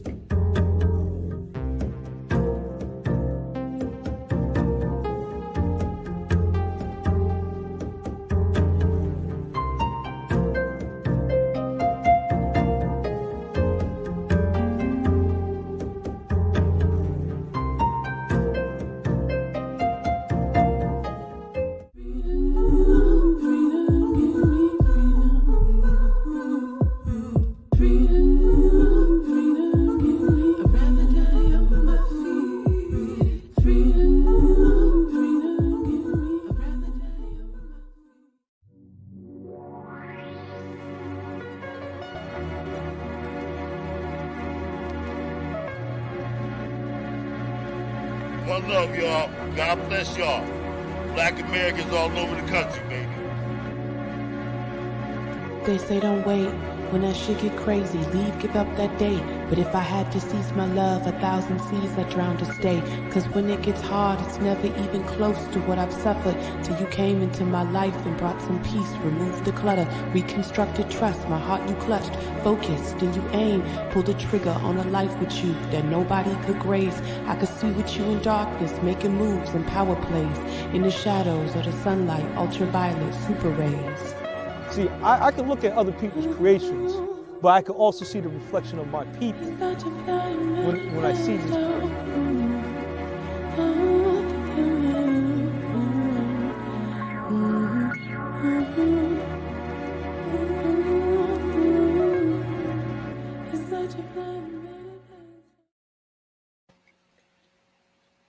Yes, indeed, ladies and gentlemen. Yes, indeed. Listen. If you wanted to know what that was Bloodline Films From the Soil episode New London. But ladies and gentlemen, what's coming out very soon, I want y'all to be locked for this. We got the Patreon that's going to be dropping. Well, actually, it's live right now. Y'all go ahead head over to the Patreon. It's also pinned to the link in the chat. You know, we got this Patreon, this Patreon jumping off because I want folks to be able to really spin the block this season for Thanksgiving. I know a lot of folks got some nasty ass macaroni cheese you've been making for years. All right. You don't have to be doing that to your family. They don't deserve that. Right. And some of y'all low key may not be washing your collard greens in the bathtub, but you damn sure washing them sits in the toilet, some of you motherfuckers. Okay. So I want y'all to holler at me. I'm going to show you how to get your greens together. The first live cooking demonstration will be collard green egg rolls, inspired by my brother Negro. I'm gonna show y'all how to make some collard green egg rolls. So they won't be soggy neither. Not soggy at all. With the turkey, with the smoked turkey in it. Okay. Also, we're gonna be showing y'all how to do this, the proper baked macaroni cheese. I see a lot of motherfuckers just put a whole bunch of cheese in there, but that shit still be bland as hell. It's not how you make macaroni cheese. Okay. I'm gonna show y'all how to cook a moist turkey too. Not them dry ass turkeys I be seeing year after year, folks posting on their goddamn social media. Hey, I gotta pull up egg rolls out. Hold on, let me get this off. Hold on, let me get this the fuck off. Every year I'm tortured and haunted by dry ass turkey or this blonde. Some of y'all turkey be blonde. It ain't got no color on it. I know you didn't season it. I ain't got to deal with this shit this year. Okay? Get the Patreon. Make sure you subscribe, family. I'm going to get you right. You understand me? Yes, indeed. I'm a Michelin trained chef, award-winning chef, to be very clear. So you will learn some real shit here. All right? Now, let's get back into the goddamn program. Let's get back to the program. Candace Owens. Well, hold up now. Egg roll, man. Yes, indeed. Hold up. I'm a trained crime instructor. If you cooking, I'm shooting. Listen. Say that. Come on. Yeah. This ain't no joke right here. What is it right here? Oh, can I do the gutting? Can I do the gutting? Hold on. LW. There you go. LWF. That's right. That's right. And if you don't go to me, go to somebody. But you need to get some training from somebody. That's right. You have you at least 3 guns: a revolver, a semi-automatic handgun, a rifle, and a shotgun. So that's 4 guns, 1 of each, and about 500 rounds. That's right. Each one. I mean that. That's right. Definitely, ladies and gentlemen, it's getting down to the wire. With hollow points. November 5th is around the corner. But if you waiting until November 5th to get ready, you're already you done. You cooked. And I don't even mean it figuratively. Hit the brother Juan up, y'all. Hit him up. He'll get you together. As best he can. Lone Wolf, LWFtraining.com. All right. Now, my fault. Let me unmute him. Now, let's shrink this down. Let's get into that. Any other brothers got something they want to advertise before we resume? Yo, when you do those collard green egg rolls, I need to be there on site, brother, so I can try them. All right, mandatory. That's mandatory, man. Because I gotta, that's one of my things right there. But anyway, that's besides the point. Also, the Negro Black Knights Heritage Club, we are taking membership dues for those that are interested in the organization. Keep you posted about more detail. So we are out there recruiting. So if you want to be a knight, let me know, or a knightess too for the ladies. Okay. Okay. So let me know. Say that again, brother Juan. If you want to be a wolf, let me know. Let him know. Y'all see the address in the chat, y'all. So check that out. Now over to your girl. And I do want to premise this before we get into the second half of what Candace Owens has been doing. Like I said before, if you're here for the first time, I don't particularly respect nothing about Candace Owens other than what she has done with this particular work. Okay? She's diabolical. That target she put on Breonna Taylor's back, very disrespectful. Okay? Even if George Floyd was a piece of shit in real life, that was disrespectful. Because again, we're not talking about an isolated perception. Okay, when you give somebody a microphone of that magnitude, and it has an ability to, get out there as far as it can, we have an issue now. Okay. So again, before we go into this second part of what she was doing as far as cooking, your girl Kamala, I do want to make sure that I it first. But there's one other clip that I think is necessary, y'all. We gotta make it make sense, because again, a lot of folks with this, you know, she melanated, she black shit. Well, I want to listen, Black America, you kind of late to the party. A good amount of Black Americans are very late to the party when it comes to just understanding that folks see our melanin, our complexion, as a lick. It's a lick for them.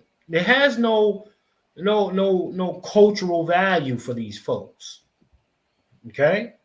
So when Kamala comes out and starts running the sister girl play, you got to kind of rise above the bullshit. Everybody ain't black, but they do know what that means to go ahead and get a bag all black. Let's play this, y'all. Ladies and gentlemen, fair use. Let's play this track here and make it make sense. Became an actress, I quickly realized that the world liked their Latinas to look Italian, not like me. And so I wasn't going up for Latina parts. I was going up for African American parts. I would get really positive reactions at auditions for both African American and Latino parts. But I didn't look Latino enough because of the curly hair and the freckles and the nose and all that stuff. It bothered me. Of course it bothered me, because what I look like and what I am, it doesn't change that I'm a Latina. And you're telling me that I'm too dark? My agent was saying, okay, we're having trouble. They look at her picture and we send her out for Latina roles, but they're looking more for fair skin or Mexican. I ended up booking more African American roles. I still to this day have trouble booking a lot of Latina roles. Now, before we get into this Candace Owens, ladies and gentlemen, first and foremost, the honest conversation is this. This, you know, the projection that comes from their own cultures on them, and them not having the willingness to stand up against that same coloristic environment, but then saying, you know what, I see black folks over here. You know what, this is an easy lick. Let me go over there and get it up off of them, because I got the complexion for the finances per se. I call cap on Gina Torres, who was the first one in your clip, bro. But I didn't mean to interrupt you. But well, go ahead. Let's be clear. She comes from that Busta Rhymes era. Remember, Busta Rhymes said, "Oh, you know, I didn't really feel comfortable talking my Jamaica, so you know, I had to do the black thing." You know, Jamaica was Busta Rhymes was on that, and now he spin the block, however many years later, and start talking about, oh, black Americans got no culture. We the real founders, and Listen, there's a predatorial thing that these folks have with them, and I'm just bringing this up to make it very plain that. Look how they immediately change their tongue when they even say Latino or Latina. That's the part. Okay. It goes from being, oh, this sister, I'm like you, to nigga, I'm really not like you.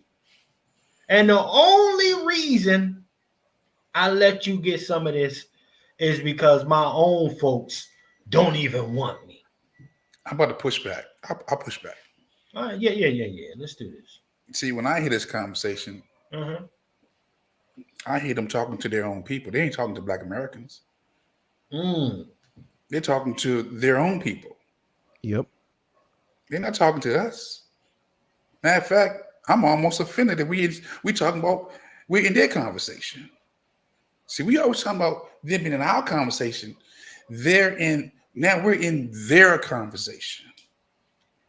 Okay, I'm gonna push back on that, brother Juan. Back. How Go ahead, D, bro. Yeah. Let me when they're on our soil, sorting out their mess and their problems. See, they're on American soil when they filmed that. You know, they were on American time when they were out here portraying as if they're Black American people. You know. So yeah. I think we're in the right place at the right time in the right conversation. And we need to be at the immigration board conversations too, in the task force too. But look, they're more disappointed that they can't get a Latino role and have to settle for a Black role. No, see, and here's where I got to push back, brother Juan. Hold on. I'm gonna go to you. Go ahead, Betty. Go ahead. Yeah. Because Gina Torres, right? You know, yes, if you look at that video as it exists, it seems like we are injecting into their conversation with their people. But Gina Torres is banking on the fact that a lot of us don't know who she really is. See, she's done a lot of voiceover work at playing Black American women, right? A lot of cartoon voiceover work. And if you IMDb her, you will see, right? So she didn't go in there and talk about Latina. She went in there, sounded like Sister Girl from the block. And so I call Cap when she tries to say, well, they wouldn't accept me as a Latina. No, you went seeking those jobs because you were looking for a check that you could take from somebody else. So it's that part for me. Come on, brother. Wait. I could actually agree with brother Vader on that. Remember I told you about the shorty that was braiding my hair? Well, I thought that was a Black American and she was something else. Yo, exactly. Like they do that, and they know specifically that I was looking for a Black American hair braider. It was not no shot, no disrespect, no shade, but I have a right to choose how I want to do my business and who I want to share my dollars to. And from a historical standpoint, people feel like they're entitled to our money. And that's the problem. That part. And I agree with every sentiment here, but their audience right now, it's like a bullhorn to the Latinos coming after them. That, don't get it twisted. We were trying to get roles to speak on behalf of Latinos, but they gave us Black roles. So you all that's coming behind us, we're giving you a heads up that you're going to have to be cosplaying as Black Americans. Man. Well, you know what? This is why I wanted to have a conversation, gentlemen.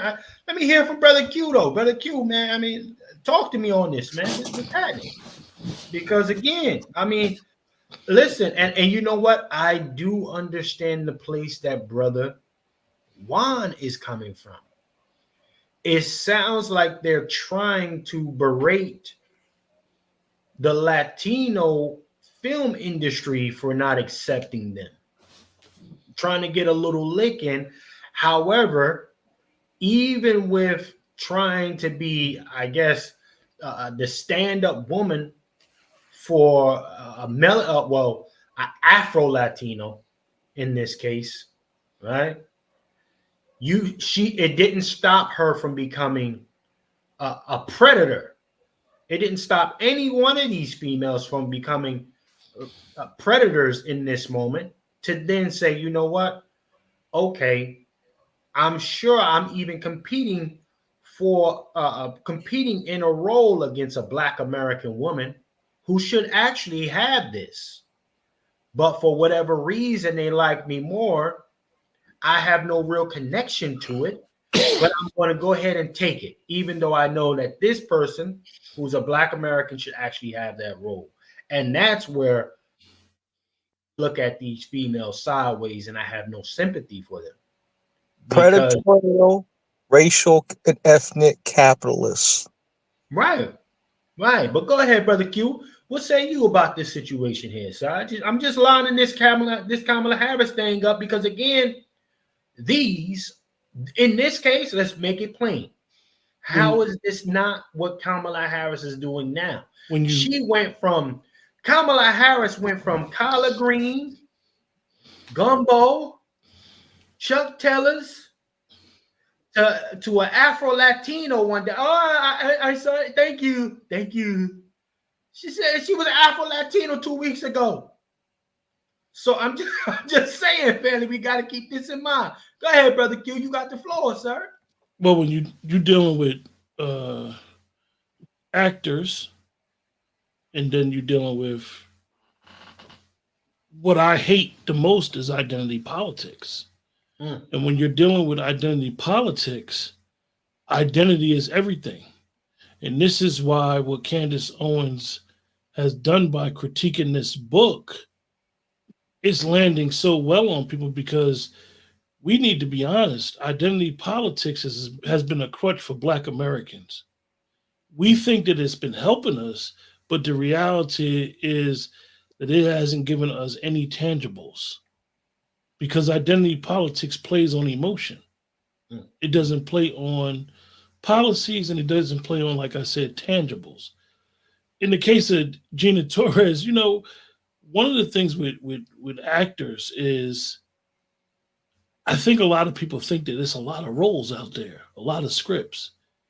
I mean, a lot of these roles, they do have identity, like the brother Vader said. They are in the script. This role is specifically designed for a person. So I think that, and I always try to divert back to the great Paul Mooney.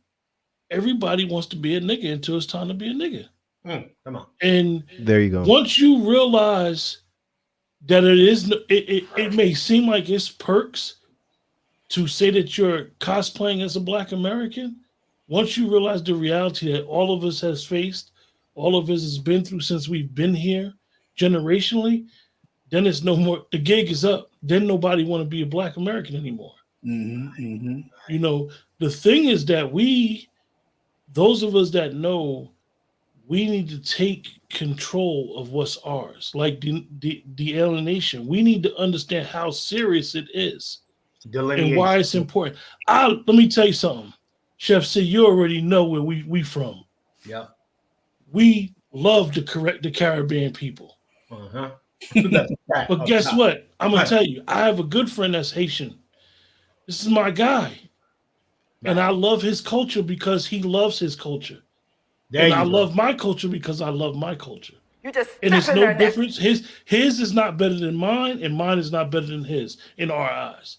And the problem comes in is that I don't have to put up my culture by putting your culture down. Come on. I don't have to do that. It's not necessary to do that. Definitely when you're dealing with anybody in the diaspora, because ain't nobody in the diaspora should be running around here taking no victory laps by their attachment to whiteness. Let him cook.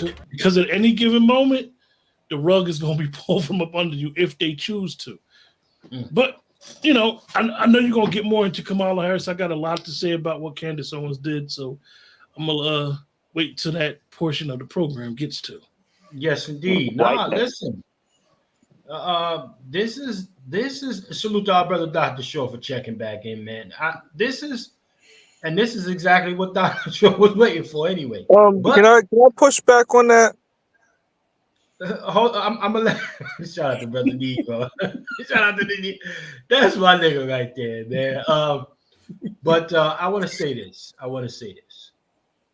That's where I agree with brother Q.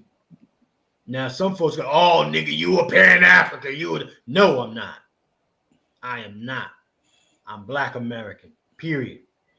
However, I can respect the motherfucker that values their own culture and stand on their culture, and not try to do anything to block or prevent the progression of mine on this soil. Okay, you can do what you want to do. You feel me? But again, you know, I come from a particular place. Listen, I got colleagues, friends, all types of backgrounds. I'm not going to sit here and say I got a whole bunch of niggas around me. No. Okay? No. But I will say this. If not getting away of the progression or preventing my people from getting what they need, I got no problem with it. I got no problem with it.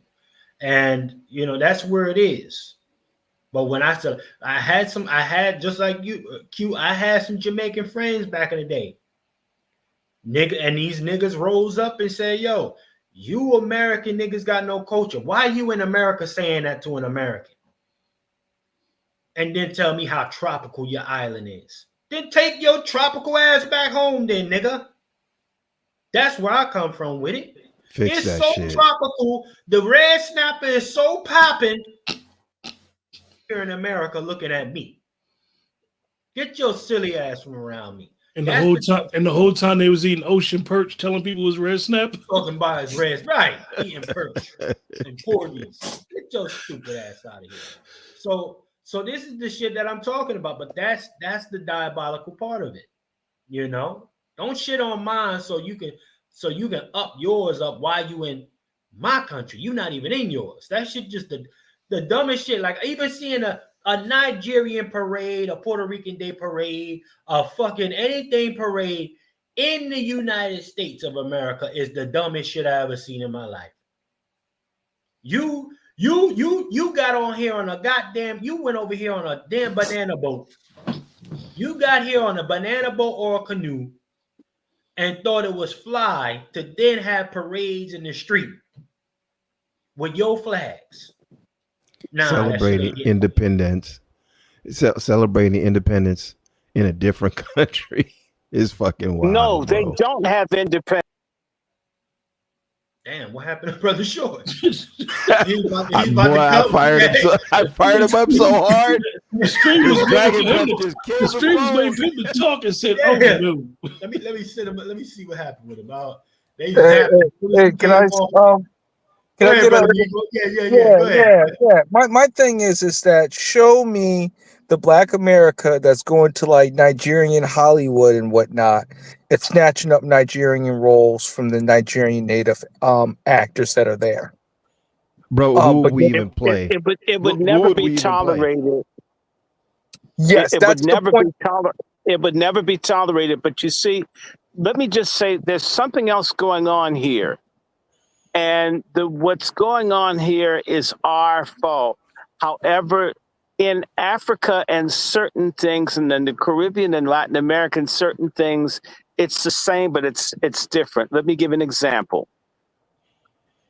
If you go to another country, if you have an American product, they will prefer that to what they have at home typically. That's rice, that's tomatoes, you'd be amazed. They'd rather have it than it being locally made. There's a degree of contempt for what it is that they have that's local. I wish it weren't so. The problem is among Black Americans, we have contempt for who and what we are.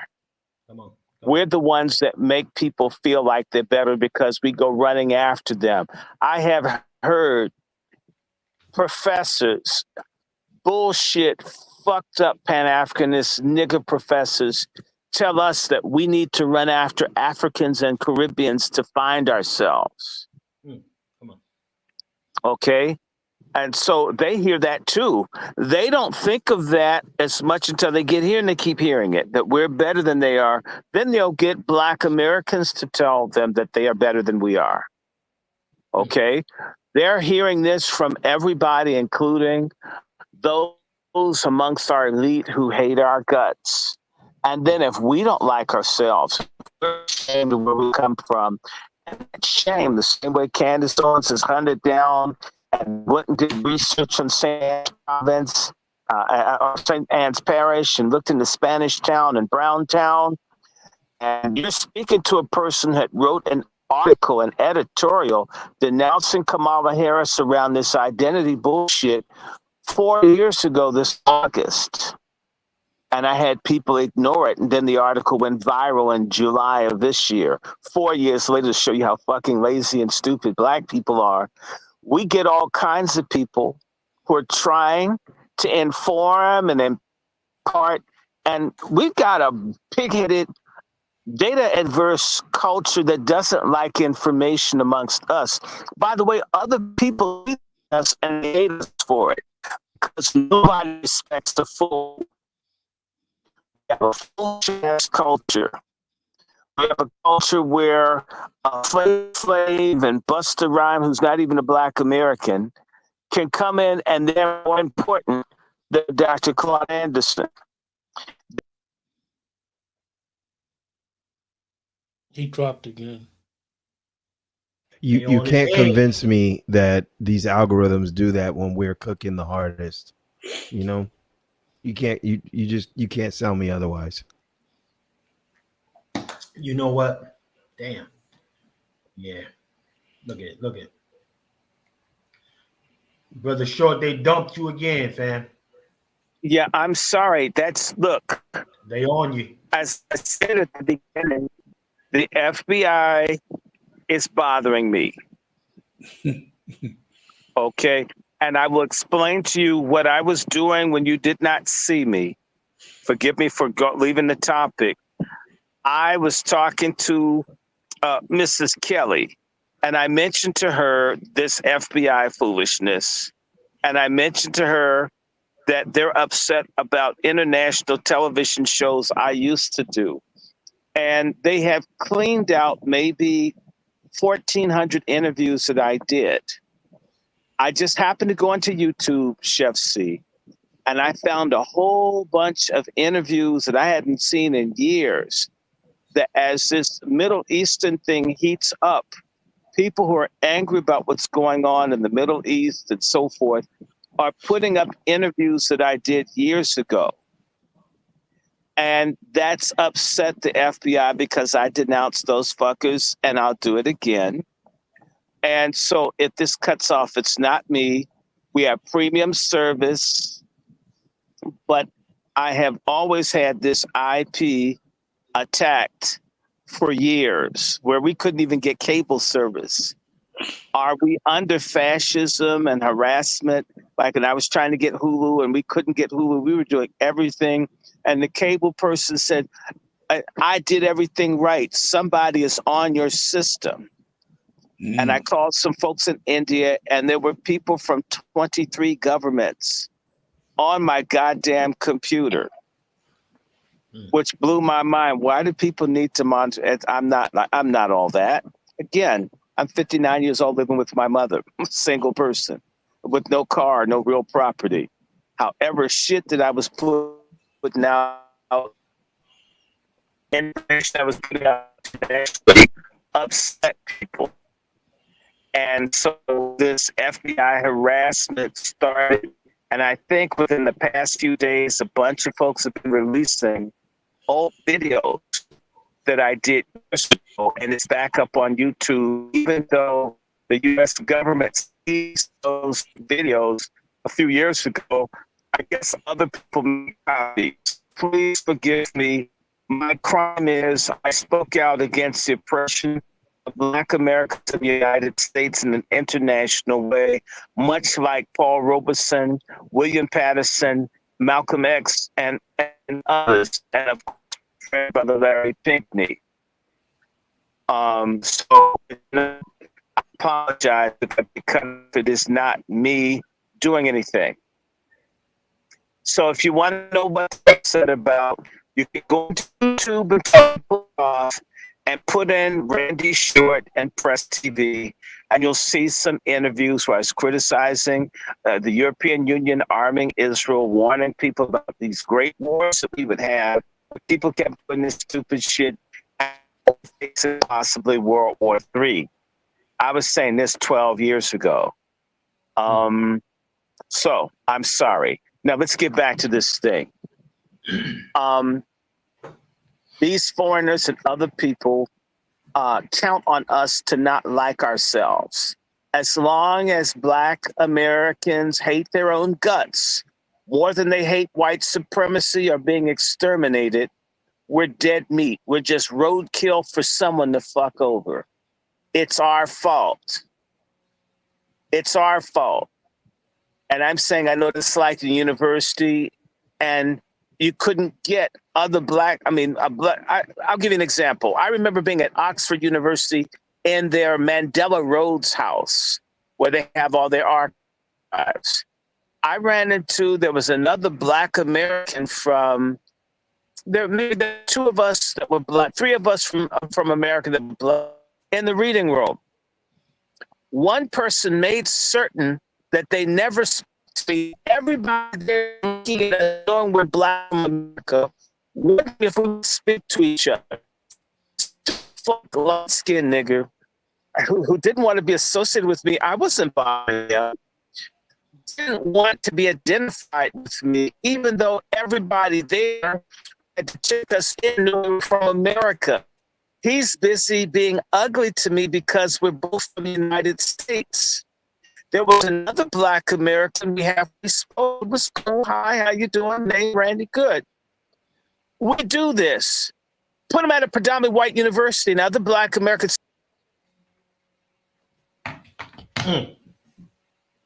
They done cooked them again. Cooked them again. Brother Short. Man. That's crazy. Okay, ladies and gentlemen. Salute to everybody that's in here. Yeah, let's see. Brother Short, one more time. Bring him up. Brother Short, are you there, sir? I'm here. I'm sorry, brother. I'm doing the best I can. I ain't doing nothing. People understand. You Negroes listening, go ahead and vote for Come Swallow. They're silencing me today. Tomorrow, they'll silence you. Okay? Fascism and communism is already here. And all the shit that they're doing. You want 4 more years of it? You want it worse? Go ahead and vote for that whore. Go ahead and vote for that cosplaying whore. And see, won't this happen to you too? Okay, some of us dealing with this for about 10 years, starting in Obama, who's still running everything now. But my point again, our lack of respect for ourselves, in particular, say Black American men, it's interesting that so many people can show solidarity with Diddy, with Baby All, and dildos up their asses. But there isn't for patriarchs, solidarity around Black people, business around arms. There's so much that Black men could come together around and even keep secrets. But they can't do it for things that matter, but around dumb, self-destructive, degenerate, sexually perverse, fag shit.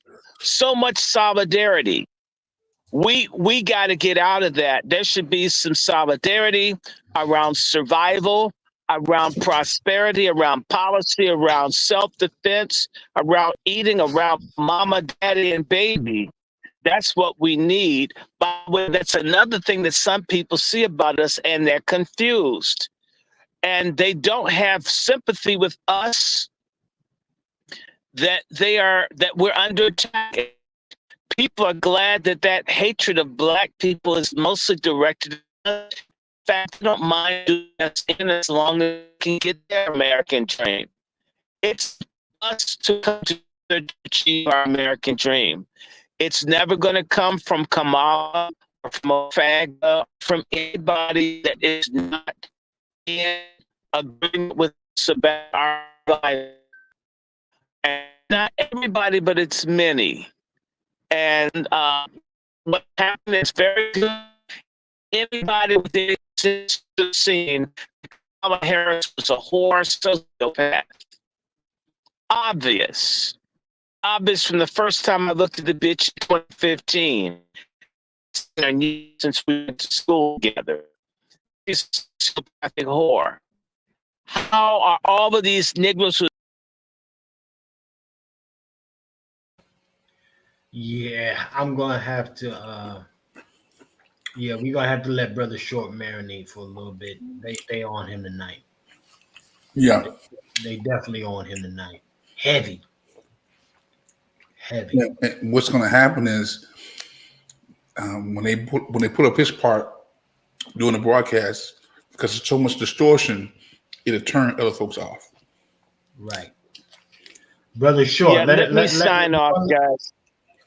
Yeah. Let me stop. You guys do it. I don't want to ruin the. I don't want to ruin the show. Just people need to know we're doing real shit. That's when you know you get jammed like you're in a communist country. Is we're talking real stuff, whether you think you're hearing something or not, whether we have 100,000 or 1,000 followers or not, or 10,000. We're really talking about stuff that people that hate your guts, that would like to make soap and lampshades out of you, don't want you to hear. Yeah, we're gonna let Brother Short marinate for a second, and we'll see what happens with ours, because that happens a little bit when Brother Negro start talking too. Listen, niggas are marked on this podcast, y'all. Okay, this is why you see a lot of other platforms, they real safe with it. It's a lot of tiptoeing and shit. Okay. Fuck it, man. You only live once, god damn it. You only live once. Let's bring this program up, though. Let's bring this program up. Okay. Sick of the bullshit. This is sad. Nevertheless, ladies and gentlemen, make sure you like, sharing, and subscribing too if you haven't already done so, ladies and gentlemen. Make sure you like, share, and subscribing, okay? So we can have a conversation. This is part 2 of Candace Owens unpacking of your girl Kamala Harris. She's essentially, as far as I'm concerned, y'all, Kamala Harris is cooked. Every way, shape, and form, honestly. Some other people have done some unpacking. I'm not going to say nobody's names unless I deem necessary. But I don't feel like saying names. Kamala Harris is the equivalent of those other 3 ladies that we just showed y'all. Okay? When it comes to maximizing the black. All right? Whatever that means over here. Unfortunately, you know, I think a lot of it has to come from, I think we got to get a little more savage. We got to get a little more savage, though, to combat this shit. Because they see it as opportunity, and this is why when you look at 20 million plus illegal immigrants coming over here, how... Now, let me be clear. Let's share this. These women are supposed to be the civilized versions of them. Let's be clear about this. In the words of Kamala Harris, let's really be clear. These women are supposed to be the civilized versions.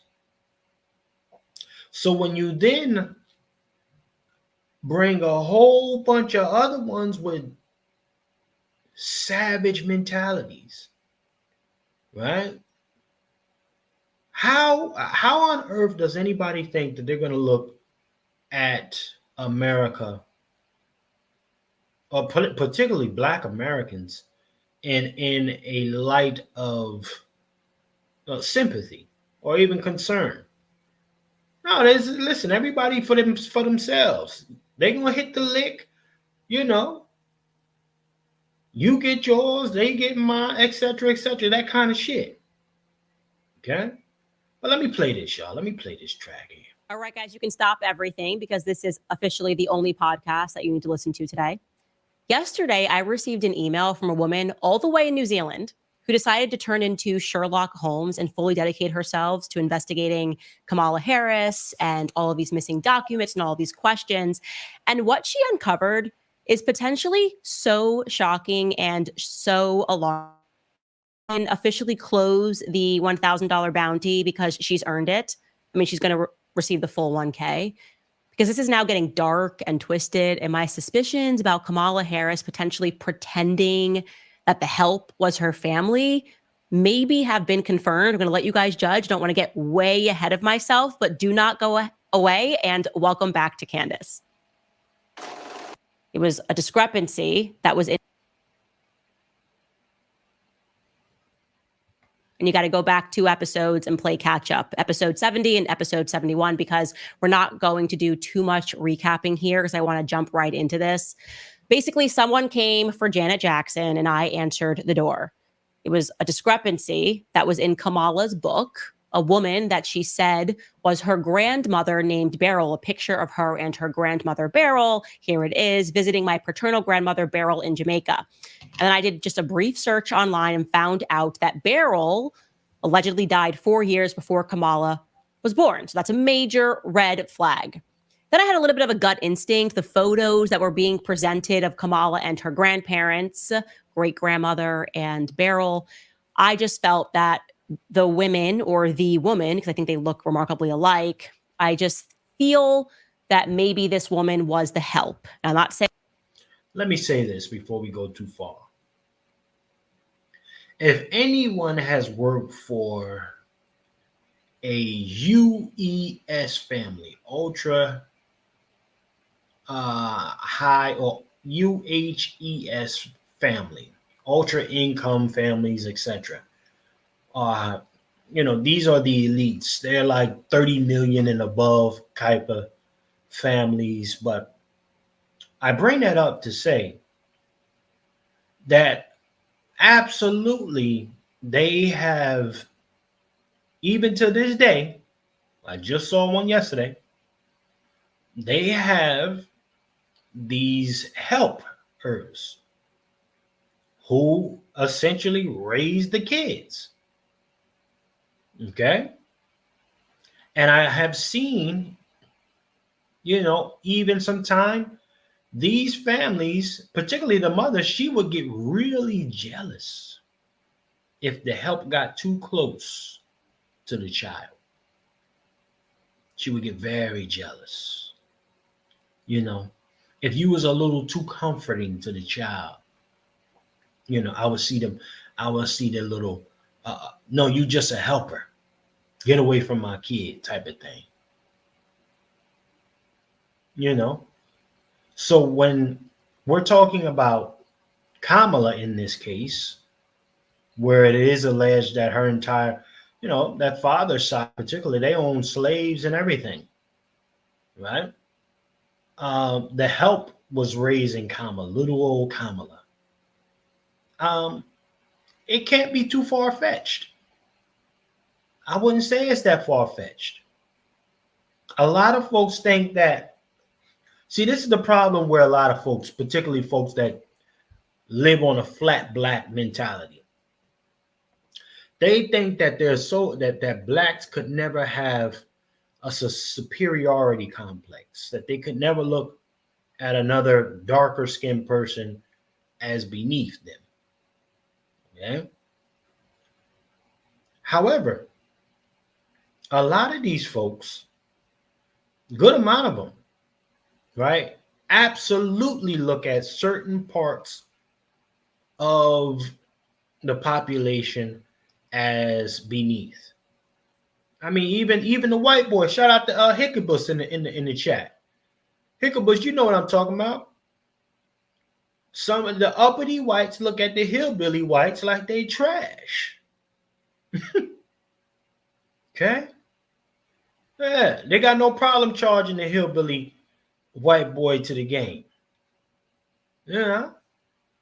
So when I look at stuff like this, I say to myself, listen, everybody has come across, especially black folks, you come across that black person that you can tell they look at you with a look of disdain. Oh, you trash mother. All right. I can't move in this same neighborhood with this type of cat. Yeah, these are the same folks. However, in this case, they own thousands of slaves. More than likely, a slave helped raise your girl Kamala Harris in this case. So, we need to get past the flat black thing. That shit is diabolical. I've never even heard of a flat white situation. Only shit like that happens here on our side, or a flat Hispanic. I haven't heard of it. But let's play the rest of this. Saying that because she's black. I'm not racist against black people. I am black. I'm saying this because there's just a lack of emotion there. Like, I don't know. Hold on. Is Candace Owens Black American, y'all? No, she's Caribbean. She's from my neck of the woods. Wait, she's from Stamford, Connecticut. She from you? She out there by you? Yeah, bro. Do some digging on her. Yeah, she from out that way. He put that on her. With all that racial stuff that was going on, popping off, yes, it was in Stamford, Connecticut, and she used to, what's his name, Scott Esdale, quote unquote, to help with that situation. Oh yeah, you Google it. I thought she's from like St. Thomas or something like that. No, she's her bloodline's from there, but she lived out in Connecticut. Okay, so hold on. She one of them New England Caribbeans? Yes. These are the Caribbeans that I'll be talking about, that be talking crazy about reparations and a whole bunch of other things, scoffing their nose at Black American people, using our services, using our NAACPs to advance whatever they doing. And this is how you get a Haitian Day Parade or Caribbean Day Parade, Puerto Rican Day Parade, any type of day parade. Like they fought in every war or something. Yeah, that nonsense. Well, I was getting screamed down on the other day. Somebody was telling me Candace Owens is Black American. Yeah.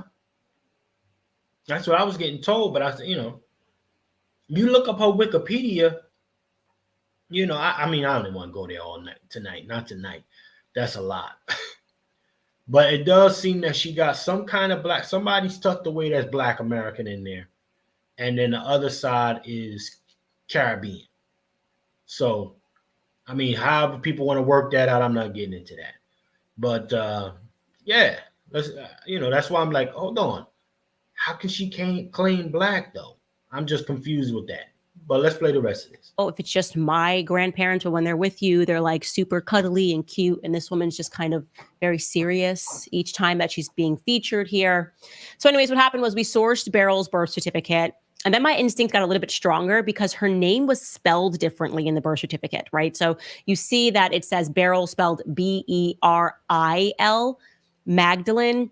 And we know for a fact, by the way, so people that are submitting other birth certificates, this is definitively the correct birth certificate because it says Iris Finnegan. And we know based on Kamala and Kamala's father, Donald J. Harris, that Iris Finnegan is the mother of Beryl.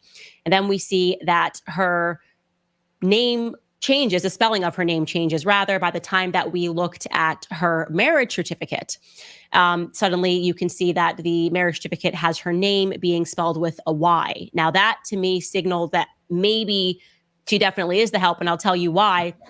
So my grandfather, before he passed away, maybe like 10 years before he passed away, I got kind of obsessed with trying to find all of these documents pertaining to his life, because I realized like that's my ancestry. And I was having a ton of trouble mining his grandmother's information, because on each document, her name was spelled differently, as well as other people in the family. And I was like, Granddad, why is everyone's name spelled differently depending on the document? Like, this is very confusing. Why is it sometimes spelled Liza versus Eliza versus like Lizbeth? That was his grandmother's name.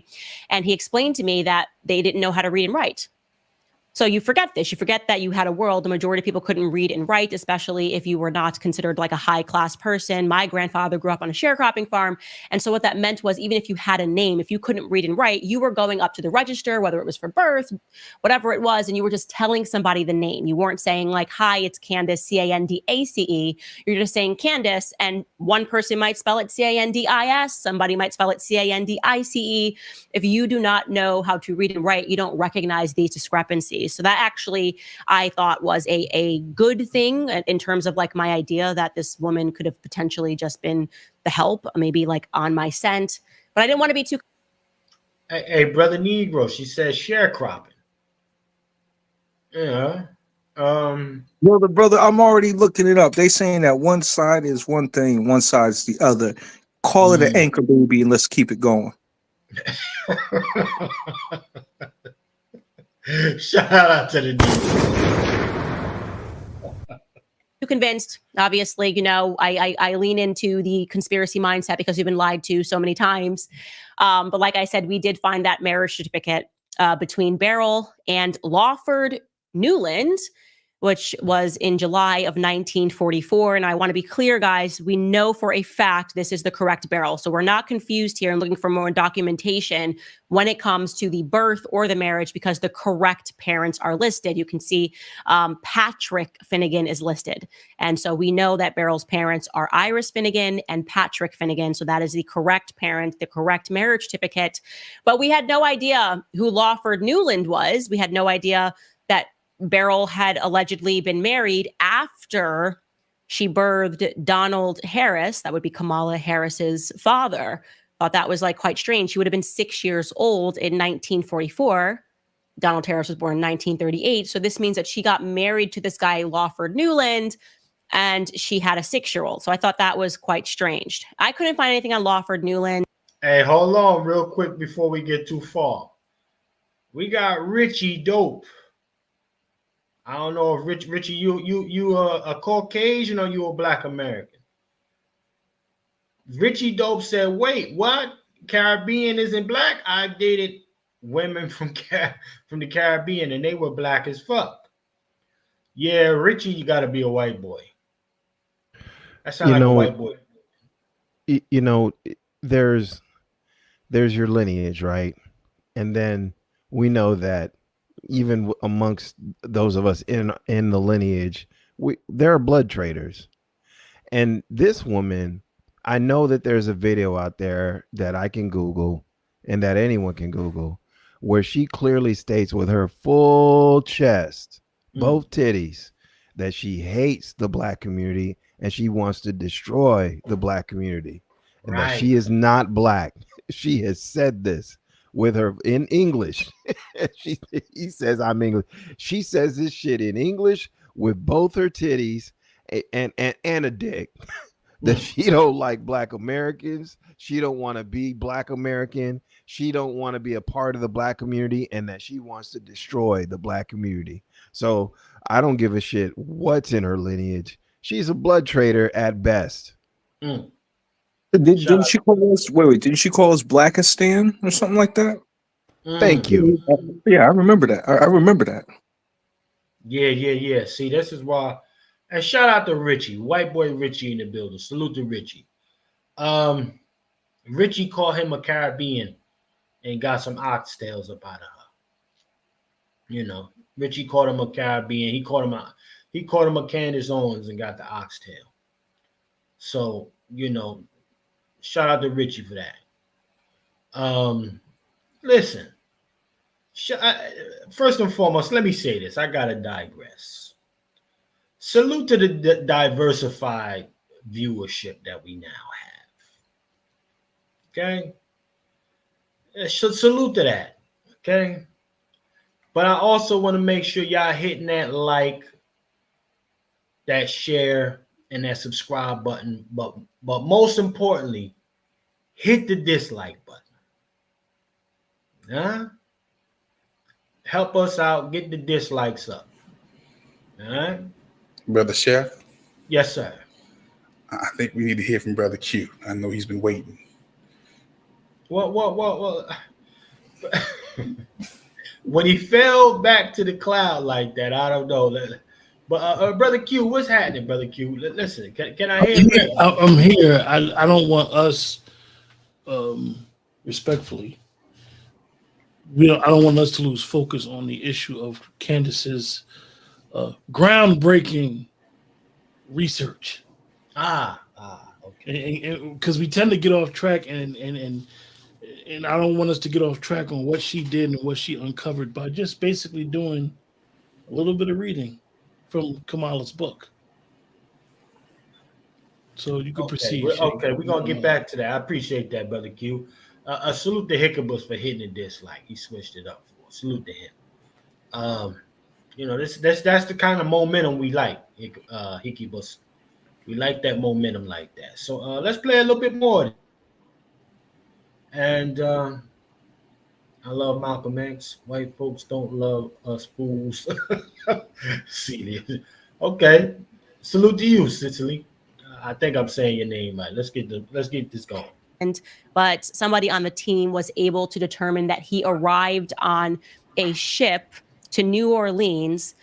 He arrived in New Orleans, from Jamaica in May of 1943. So we're showing you here the ship manifest, and Lawford Newland is on the ship, and he is listed as, he's listed as a Negro. He's Black.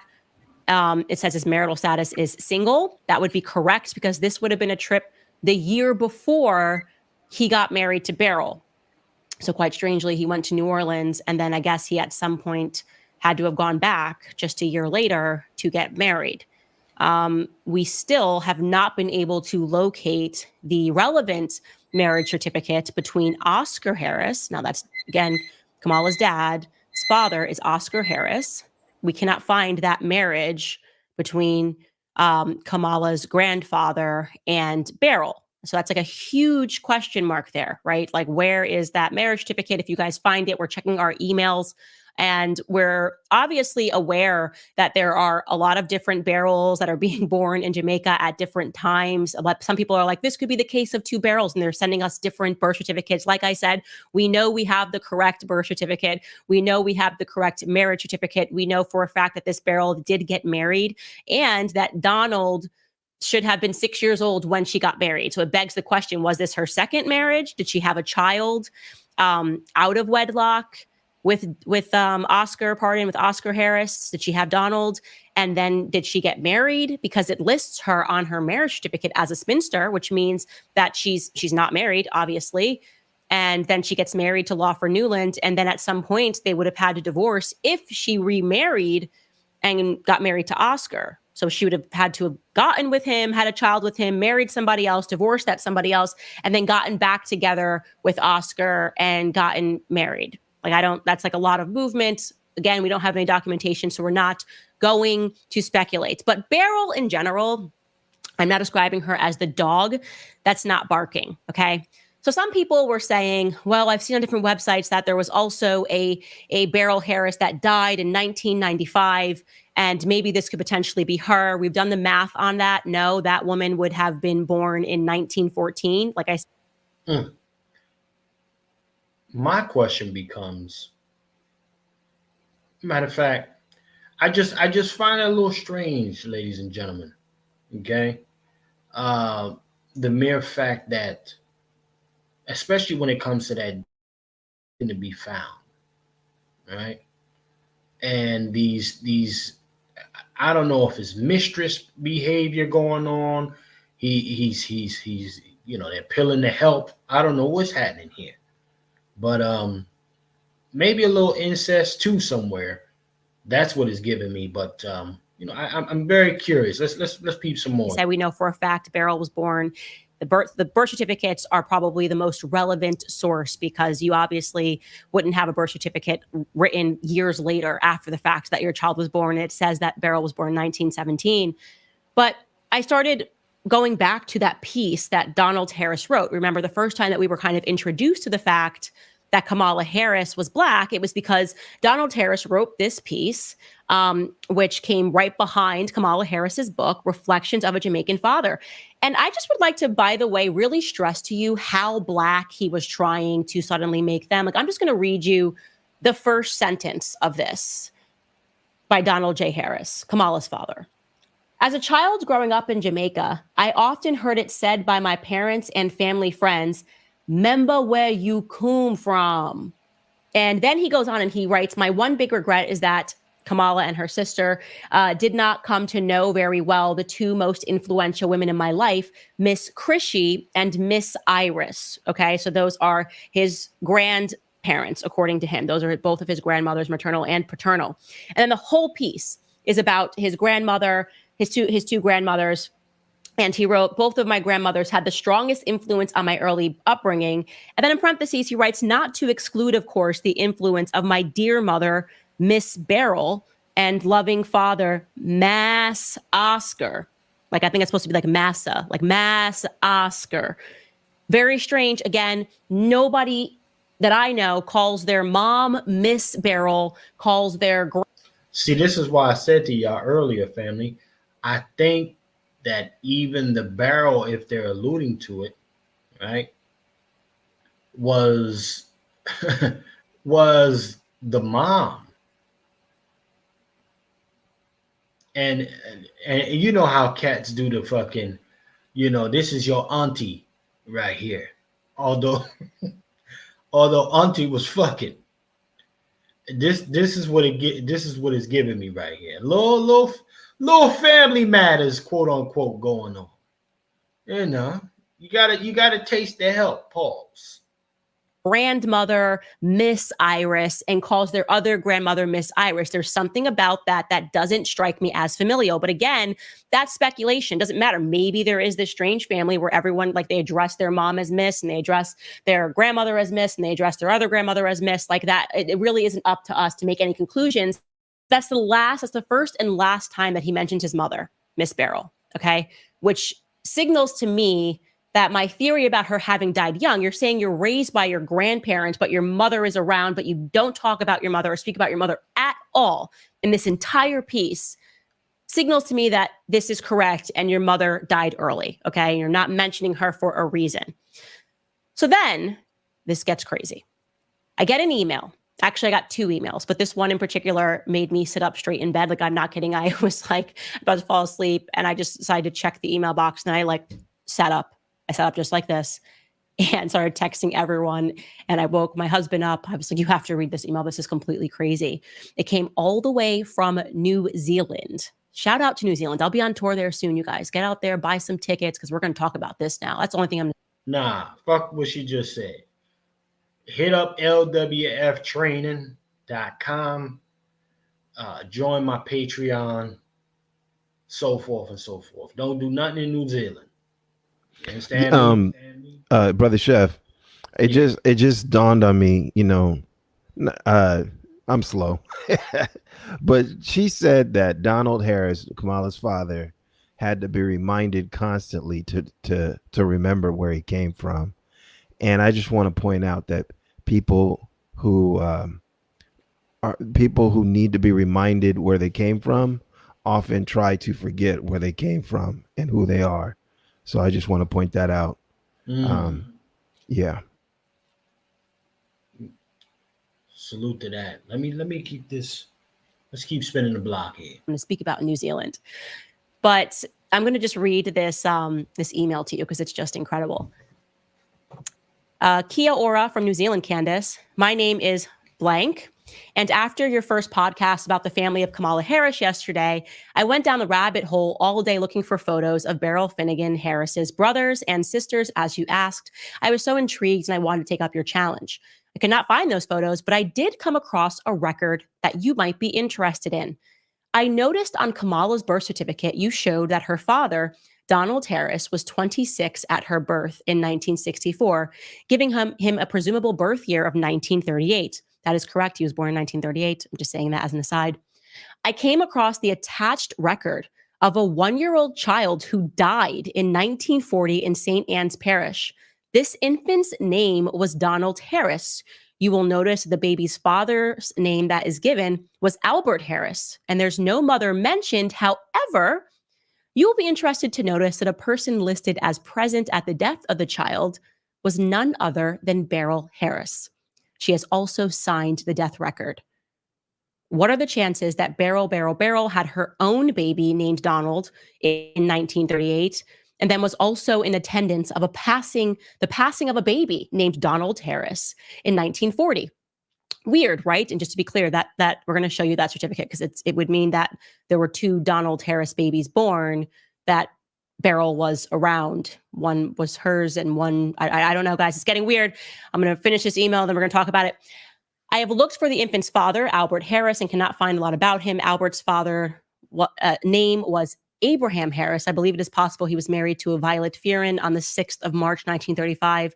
No record of her passing, so why was she not at her child's death, but Beryl Harris was? Was this baby Beryl's or Violet's? If Donald Harris passed 1 year old, who is the man claiming to be Kamala's father? Oh my gosh, chill. She wrote, make it make sense. I'll keep digging. Chills. I was like, what are you talking about? I opened this email so fast. It was crazy. And let me just show you the attachment. chills. I'm freaking out. I'm freaking out all over again. It's hitting me. It's a second wave here of what? So yes, you will see that listed here. This is a death certificate that is on the 29th of November, 1940. Okay, in St. Anne Parish. That obviously is where her family is from. And yes, the child's name was Donald Harris. The child died before the child turned 2. So this would mean that it is plausible that this child was born in 1938, the exact same year that Donald J. Harris, Kamala's father, was born.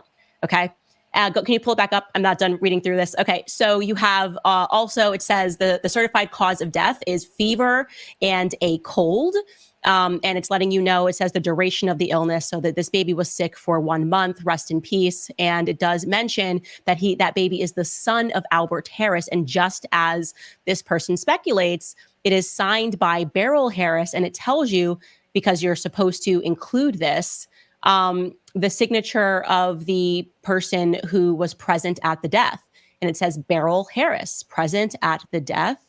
And that is at Mount Moriah in St. Anne. Now, I want to be clear, there is no place to put the mother's name. So it's not like there's anything like strange here. I just think that if this is this Beryl's child, and this Beryl Harris was married to this Albert Harris, or together with this Albert Harris at some time, like that is the reason why it just says that present for the death. Like literally, who else would be present? If your child is dying less than 2 years old, okay, barely 2 years old, who would you allow to be there in your place? There's no mother on earth that wouldn't be next to their child. So it is very heavily suggested that Beryl Harris was there for the presence of her son, Donald Harris, dying. And that would put that approximate birth of that baby at 8. Stop the press. Stop the press. Okay. So you can imagine me. Now you're me sitting up straight. Like, what is going on here? Like, yeah, nobody care about the antics of Candace Owens. Nonetheless, Brother Q, I'm going to go to you now, sir. Because we didn't want to get distracted, per se. The findings here, for me, I think, listen, she has discovered some stuff to a degree. Right. Shout out to Curtis. She has figured out some stuff to a degree. However, I am, on my end, I'm seeing a lot of pass around. It seems like this particular woman was getting dumped on in many different ways, to the point where she was hiding side babies. But go ahead, Brother Q. What say you, sir? Well, I think that, you know, Candace, and a lot of people are giving Candace a lot of praise for her research. I won't give her a lot of praise for her research. I'll just say that she just did minimum work, that when you look into things, you find out that people embellish, people lie. One of the things that you brought up was contextually, this woman may have been told, and I'm not giving Kamala no cap in what I'm about to say. She may have thought this woman was her grandmother, but in fact, she wasn't. However, when you look at the context of it, like Dr. Short said, that when he wrote his piece on her, people didn't take it as serious. And a lot of times the reason why we don't tend to take things as serious, because it's not pertinent information to us right now. One of the things that I get from Candace and what she's been doing the last few weeks with her uncovering the mask or pulling the sheets off is, this is what happens when you play identity politics. This would not be an issue if her color, definitely is not her lineage, all that wasn't being into play, and her whack candidacy, her whack candidacy would be talked about, her policies and how she did things out in California, right, wrong, and indifferent. If that was in the forefront, we wouldn't even be having this discussion about Kamala Harris and who she is and where she came from. Brother Juan eloquently put before that, we're basically looking at the second coming of the Manchurian Candidate. So when we start to uncover who she is, the rabbit hole ain't even been open yet. This is just the minor stuff, to be perfectly honest with you. But like I said, this is what happens when you identity. It has its purpose. Trust me, I am not running, but it doesn't really have a purpose when it comes to politics. And this is going to continue going on. I'm quite sure that if things don't go in her favor on November, more people are going to uncover stuff, or more people are going to come out. I was surprised, and I don't want to take away from our discussion, FC.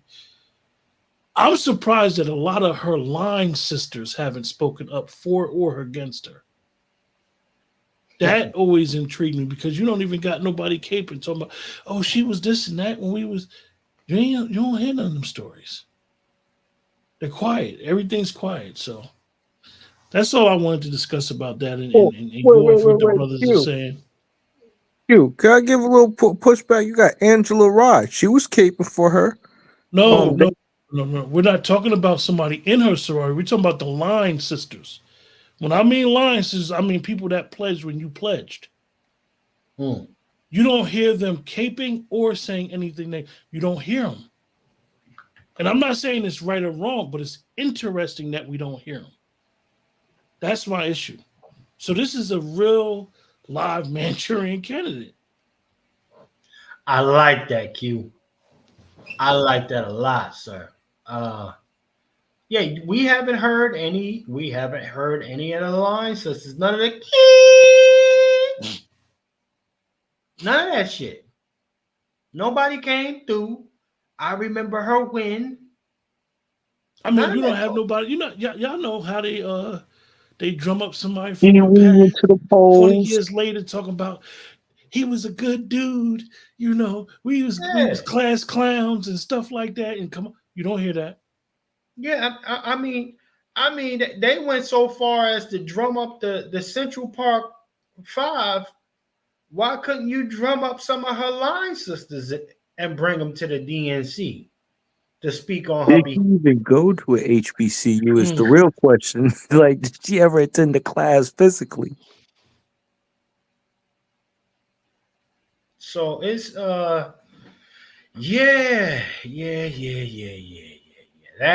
that part right there makes something for a nigga like me. Where are them line sisters at? Quiet than a motherfucker. And and Chef C, I'm not saying that they would be saying anything against her, but you don't even hear them saying anything for her. Well, here's my thing. Now that when you bring it up like that, where are her teachers, her mentors? This is somebody running for the highest office in the world. You would have people lined up around the block at MSNBC, at Clinton News Network, and all these other stations speaking about who she was.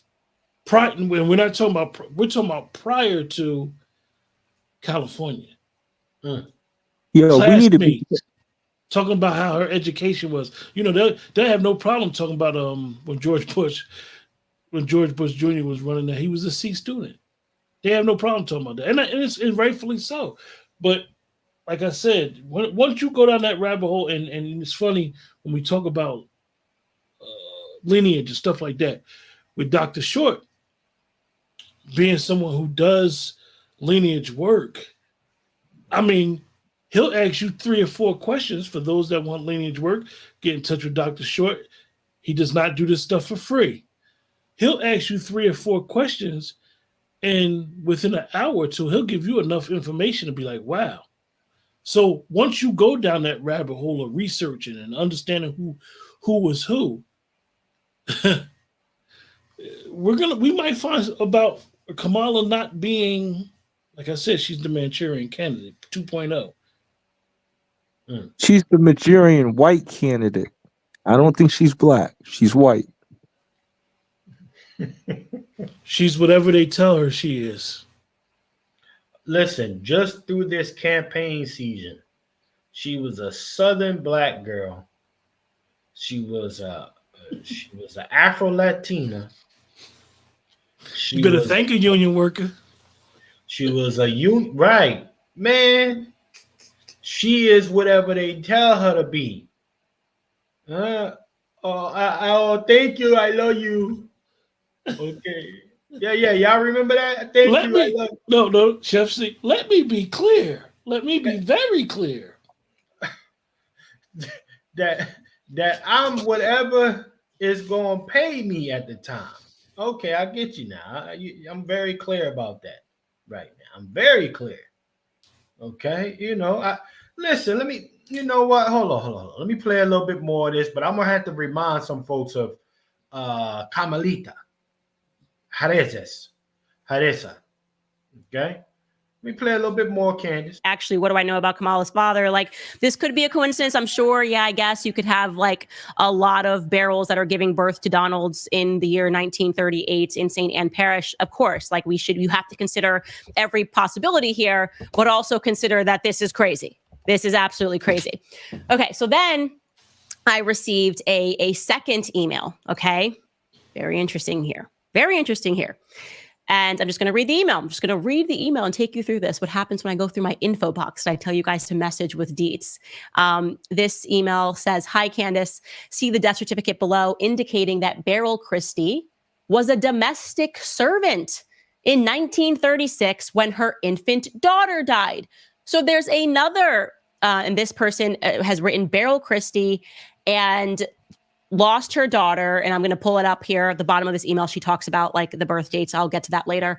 Do you guys have a close-up of this? Yeah. Okay. So you can see here, it is Beryl Christie. And this would mean not only did Beryl Christie lose a child in 1940, but prior to that, Beryl Christie lost a daughter in 1936. Okay. Again, all we have here is Beryl Christie. We know that this is potentially the right Beryl. Again, there could be another Beryl Christie going around. I don't want to completely close the door on that, but it is interesting. And I'll tell you why this struck me as incredibly interesting, because when we spoke about the death certificate yesterday, right? And we spoke about this young death of a woman. She's particularly died, Beryl Christie, of fibroids related to a hysterectomy. So if there is a Beryl Christie that had back-to-back, had lost children in some regard, you could imagine that she might have been injured internally. This is a long time ago. You would imagine that the procedures, obviously, are not what they are today. And it is plausible that that woman died young of fibroids from a hysterectomy related to the fact that she had 2 troubling births, whatever it is, carrying children didn't work out for her. I just thought like, okay, but the big part about that second one is that we now know for a fact that there was a Beryl Christie that was, in fact, a domestic servant. Can you pull that back up again? Because I want to point that out so people can see this. The last one, the close up of it, if we can. You can see that she is listed as a domestic servant. That girl is listed as the daughter of Beryl Christie. You can see that in that where it says rank, profession, or occupation. Daughter of Beryl Christie, domestic servant. I don't know, guys. Let's pause right there. I'm gonna give y'all a little commercial, family, just to not a real commercial, but not a real commercial, but let's just be very clear about something. Kamala needs to be unburdened by what has been. Okay? And what has been is her pulling the wool over motherfuckers' heads. Being whatever they tell her to be, the pass around hoe one day. And now, ladies and gentlemen, she's Afro, Latina, Indian, Irish, Jamaican today. I love you back. Okay.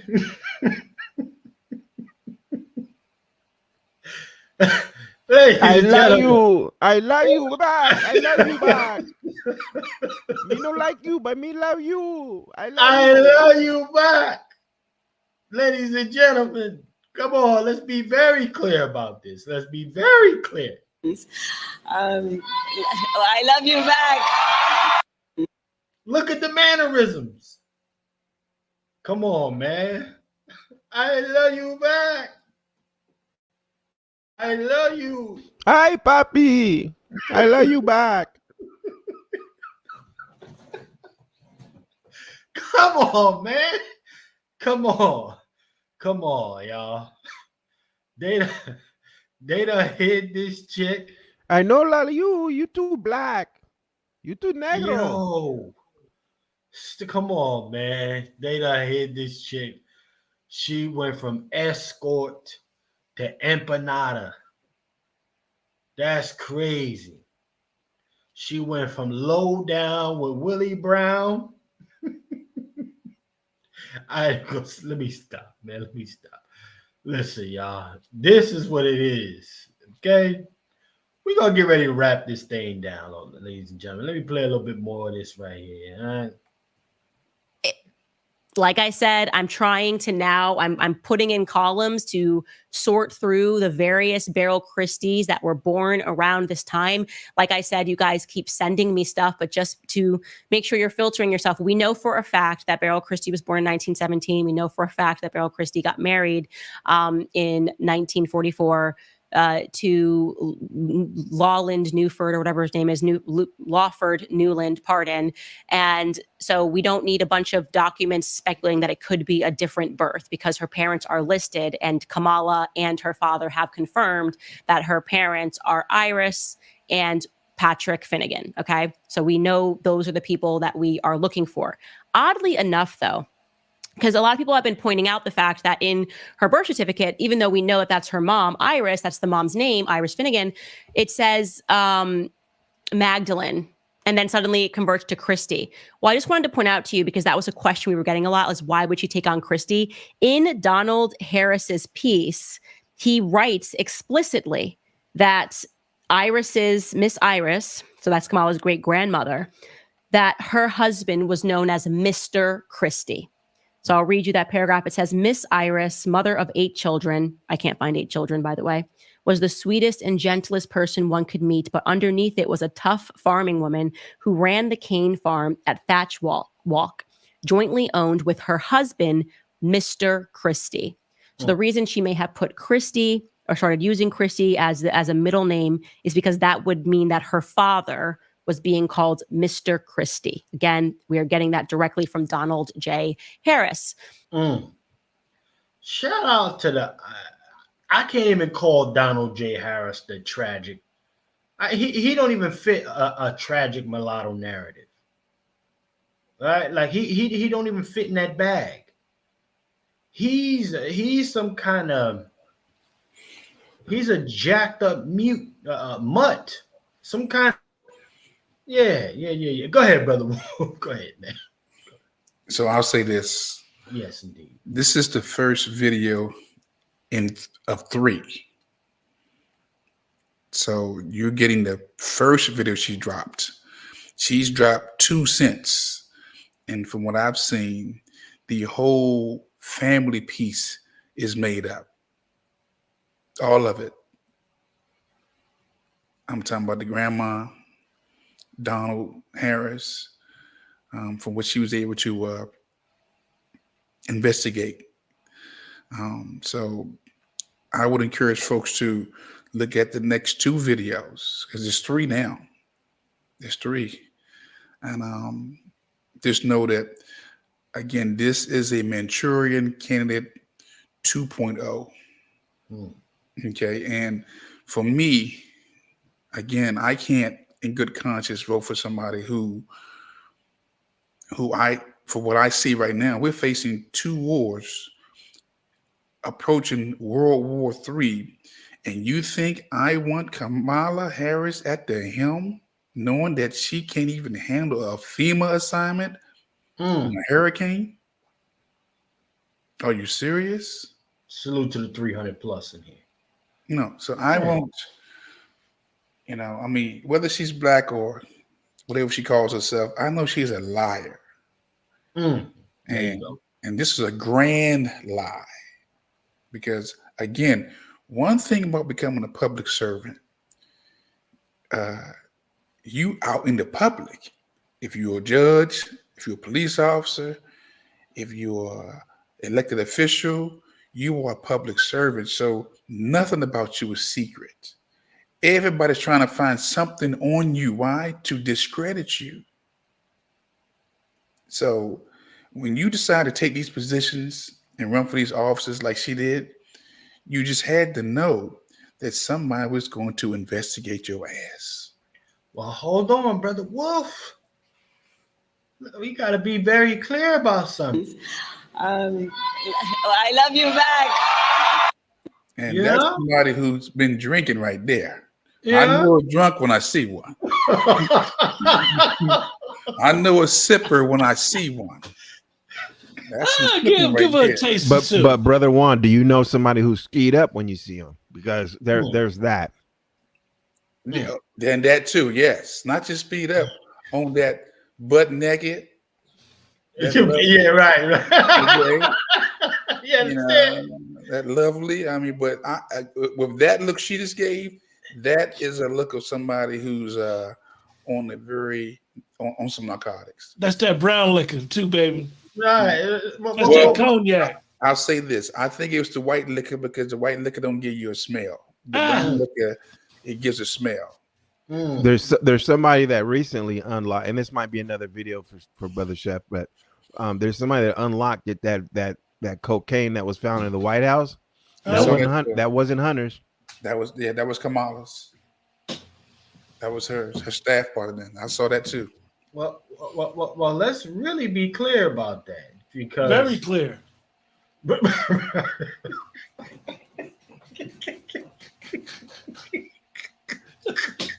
Watch this. Clear as a nose candy. Hey, Chef C.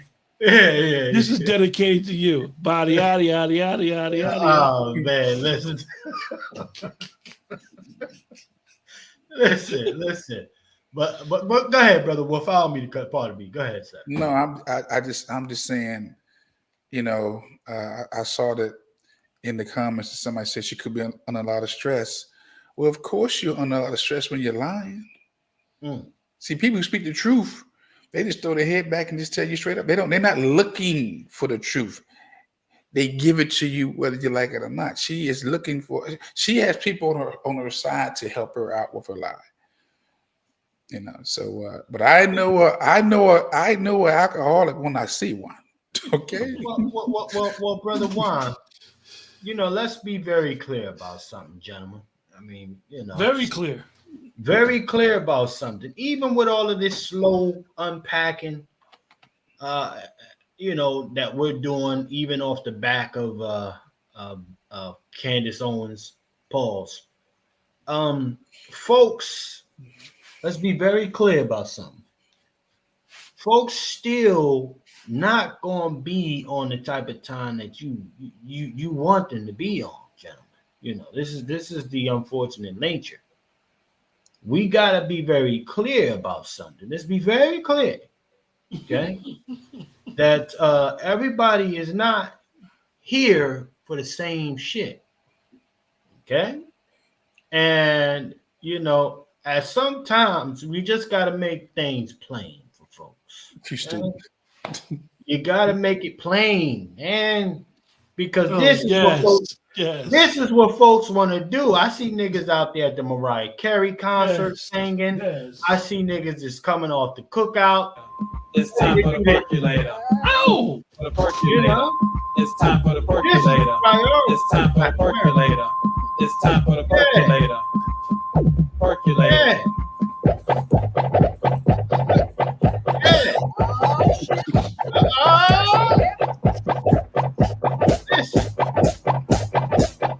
Be very clear. Hey, Chef C. It took me out the other day. One of the campaign people said that they're gonna try to, before the election, go on sports podcasts to try to get the black men vote. Man, listen. Listen, again, we need to be very clear about what the priority is for folks. All of this slow rolling, and niggas will not hear a damn thing other than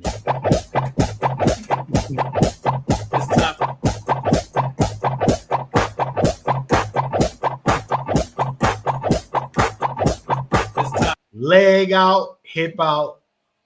Look at the picture, y'all. Look.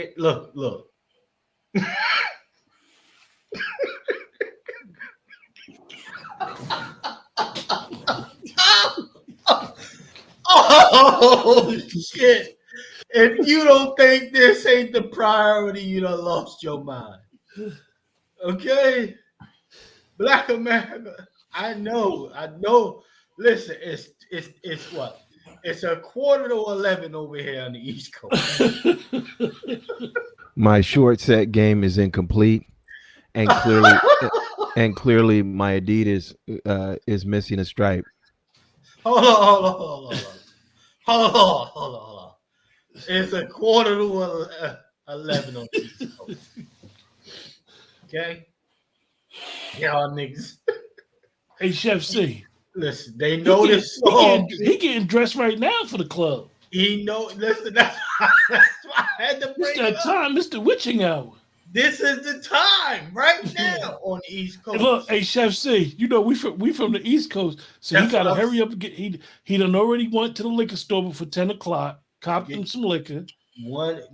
Henny and Coke. He had Henny that put up.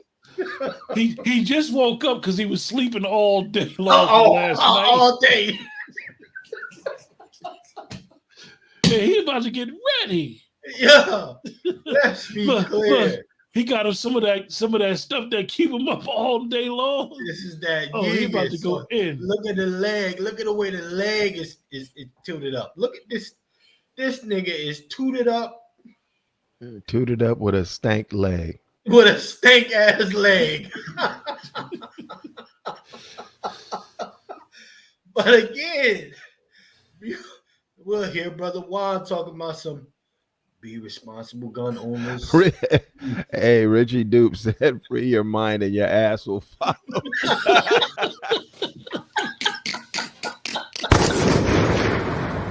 Gun. Hey, yo. Pause. Yeah. Listen. Y'all know, man. Right, with the skank leg. Exactly.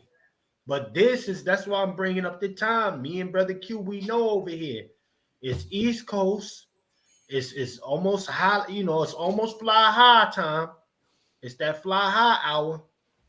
You understand me? Hey, Sister Star talking about he was there already. No, he wasn't. He couldn't go. It was too hot outside. He didn't want to sweat his thing out. No. So this is, again, that's what I'm saying. The priority, we got to keep the main thing, ladies and gentlemen. Bussy open. Oh shit, he won in. They call that the door knock.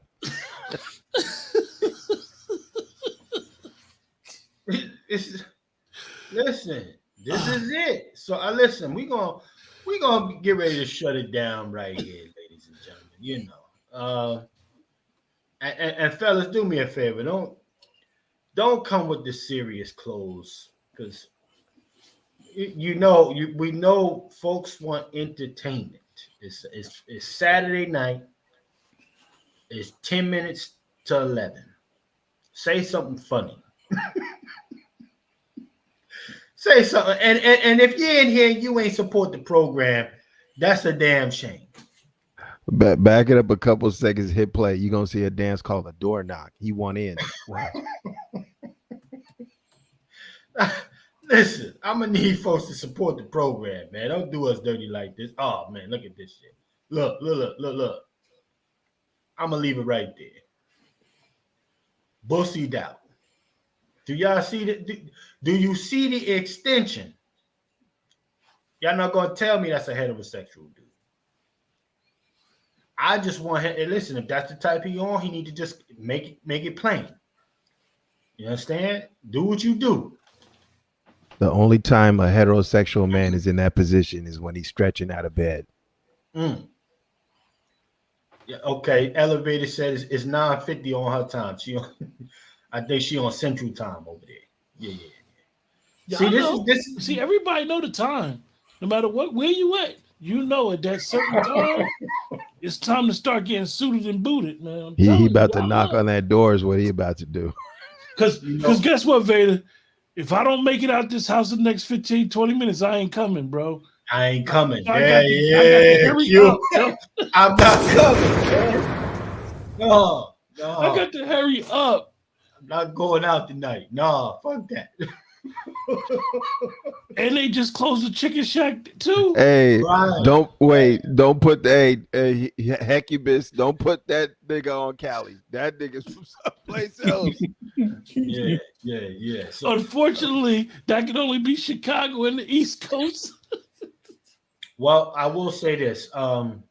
Just to be very clear with everyone, Candace Owens is up to, I believe, number 8 on her platform, y'all, of unpacking Kamala Harris. We're just slow rolling it our way, okay? Because cats really, we don't make money off of this, so bills have to really get paid. Open when we pop open. Pause, to be very clear. Pause. However, so if y'all want to go to Candace Owens' platform, of course you can go there, get the whole thing. If you impatient niggas, we get that, we understand that. However, we slow rolling it. When we have time, we'll probably do part 3 of this thing. So we definitely want to thank everybody for tapping in. Let me go through the brothers. Brother Negro, man, let them know what you got shaking, what they got coming down the pipeline, man. See if the Brother Negro's in there. He might have got zapped. Okay, the Brother Negro got zapped. Yeah. Okay. Let me go to my brother Vader. Brother Vader, let them know what's shaking with the app, sir. What's coming down the pipeline, what we can look forward to, sir. Like I said, extra things that'll be in the database upon release. Also, I'll be reaching back to all of you who have donated. All of you will be lifetime members of any premium services, so you won't be paying for shit on the app as long as it exists. So some of those expanded things that we're putting on the map are veteran services, food banks, local Black-owned farms, and then also demographic data to accompany a lot of the Sundown database data, which it already has like a live Sundown database for all of you truckers out there. Anybody that wants to know where not to stop, not to stop for gas, not to stop for food, not to lay your head, or if you see things that aren't on the map, you can indicate and drop a pin that you've seen some funny shit happen, or that you've seen a sundown sign, anything. This is to let everyone know, this is a digital green book. This is a green book 2.0. And so it's something that we need to recycle our black dollars, practice group economics, and take this serious, because it is serious. It's for us to get socially organized. Thank you. No doubt, Brother Vader. Salute to our Brother Vader from the Base app, man. Salute to him. Definitely, y'all continue to support Brother Vader. He's doing something phenomenal here. Our next broadcast, we'll give a little time for him to show some updates on the program if he would like, so you can get a better understanding of what he has created over there. So salute to our Brother Vader. Also, let me go to my Brother Q real quick. Brother Q, let's talk to, man. Let them know what's coming down the pipeline, if anything, and how they can get a hold of you. Well, for the brother asking us about the super chat, none of our pages are monetized, maybe because of the way we talk. But however, all of our Cash Apps and our Cash App handles is in our description on our title. Mine is ltalk@5600.com. But I got something very interesting that might pop off, man. I'm gonna just say that if it happens, hopefully Thursday, I'll have more information Thursday, and it's going. It will take what I'm doing into not a different realm, but it'll be as I say, boots on the ground type of thing, and having these discussions, we need to be able to always have. We need to be able to build, and we need to be able to push each other to each other's platforms. And like I said earlier about Brother Vedas, what he's doing, we are in the midst of being part of something very monumental. So we always don't want to be caught with a dollar, as they say, a day late and a dollar short. You're here at the birth of what he's trying to do. So if you want to be a part of what he's trying to do, or just sponsor what he's trying to do, like I can't say enough that what he's trying to do, I believe that my grandsons will benefit from it. So, let's get on it. And with that, I don't know when the next time I'm gonna go live or do a broadcast. Yeah, hopefully it'll be tomorrow, but we'll see. Okay, salute to our brother Q, man. Definitely be on the lookout. And if y'all not subscribed to my brother Q, man, go over there. Q, let's talk too. All right, definitely on YouTube. You can find him there. Let's talk to brother Q. I absolutely need to go and subscribe. Just now putting together today that brother Q is Let's Talk. So I'm gonna, you got a new subscriber right here. Appreciate that. All right, let me go to my brother Juan J. Johnson, LWF Training, ladies and gentlemen. Brother Juan, let them know what you got shaking coming down the pipeline, how they can get a hold of you, sir. Go to lwftraining.com. I want everybody to become responsible gun owners, gun users, period. If you can't go to me, go to somebody. But you need to have, again, like I said, a rifle, a shotgun, a revolver, and a semi-automatic handgun with a minimum 500 rounds for each gun. The least you can do. Support the platforms. When we're on like this, step away and go to our pages and just subscribe, man. Come on right back. We need you to like the video or dislike the video. We like dislikes over here. Dislikes are good. Very well. You shouldn't be on this program and not liking or disliking because it's free. Doesn't cost you nothing to dislike it. Matter of fact, I want everybody to just dislike the video. We had 200 in here. We need about 100 dislikes. It's good for the algorithm. So please, I'm begging you, please dislike the video. Fact. Okay? Get the dislikes up. And again, like I always say, I need you to know that if you're out here in these stadiums and you're a soft target, stay out these stadiums, stay out these theaters where there's a lot of people. We're talking about maximum casualties. So if you don't have to be hanging out with a whole lot of people, don't do it. It's just that serious. We got a whole group of folks who are in this country who are ready to strike, and you out here cheering on your football games, your basketball games, your football games, and next you know something goes off, and then you gonna hear my words. The wolf did say, "Stay away from them stadiums." Okay. And so we're in some very dangerous, serious times, and again, so just thank you guys for hanging out with us. Enjoyed you, and I'm looking forward to talking to you guys again. Salute. Salute to the brother Juan J. Johnson for checking in, ladies and gentlemen.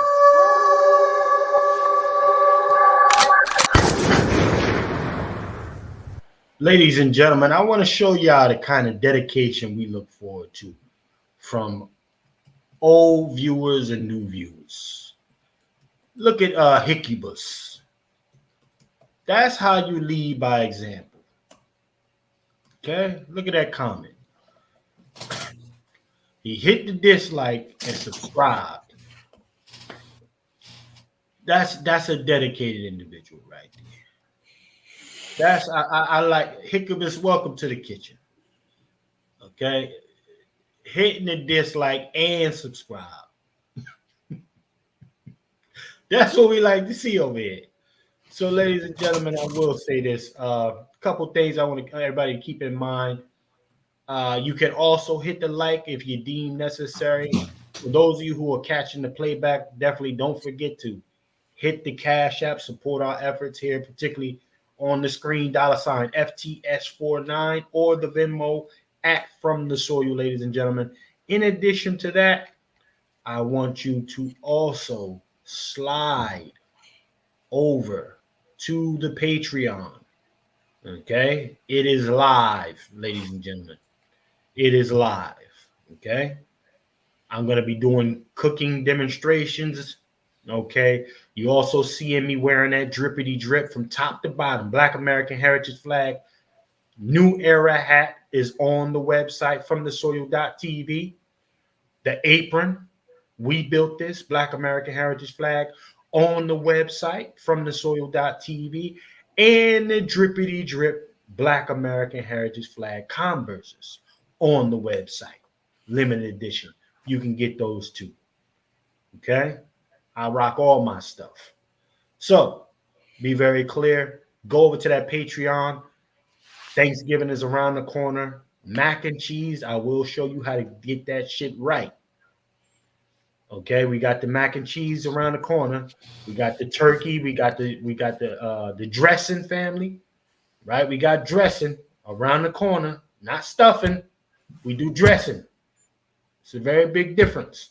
Ain't no stove stop stuffing out of nowhere. I'm not doing none of that shit. Okay? I'll show you how to make dressing, ladies and gentlemen. Also, okay, we're gonna be making cranberry sauce from scratch too. And then I'm gonna show niggas how to do some collard green egg rolls. That was a special request from my brother Negro.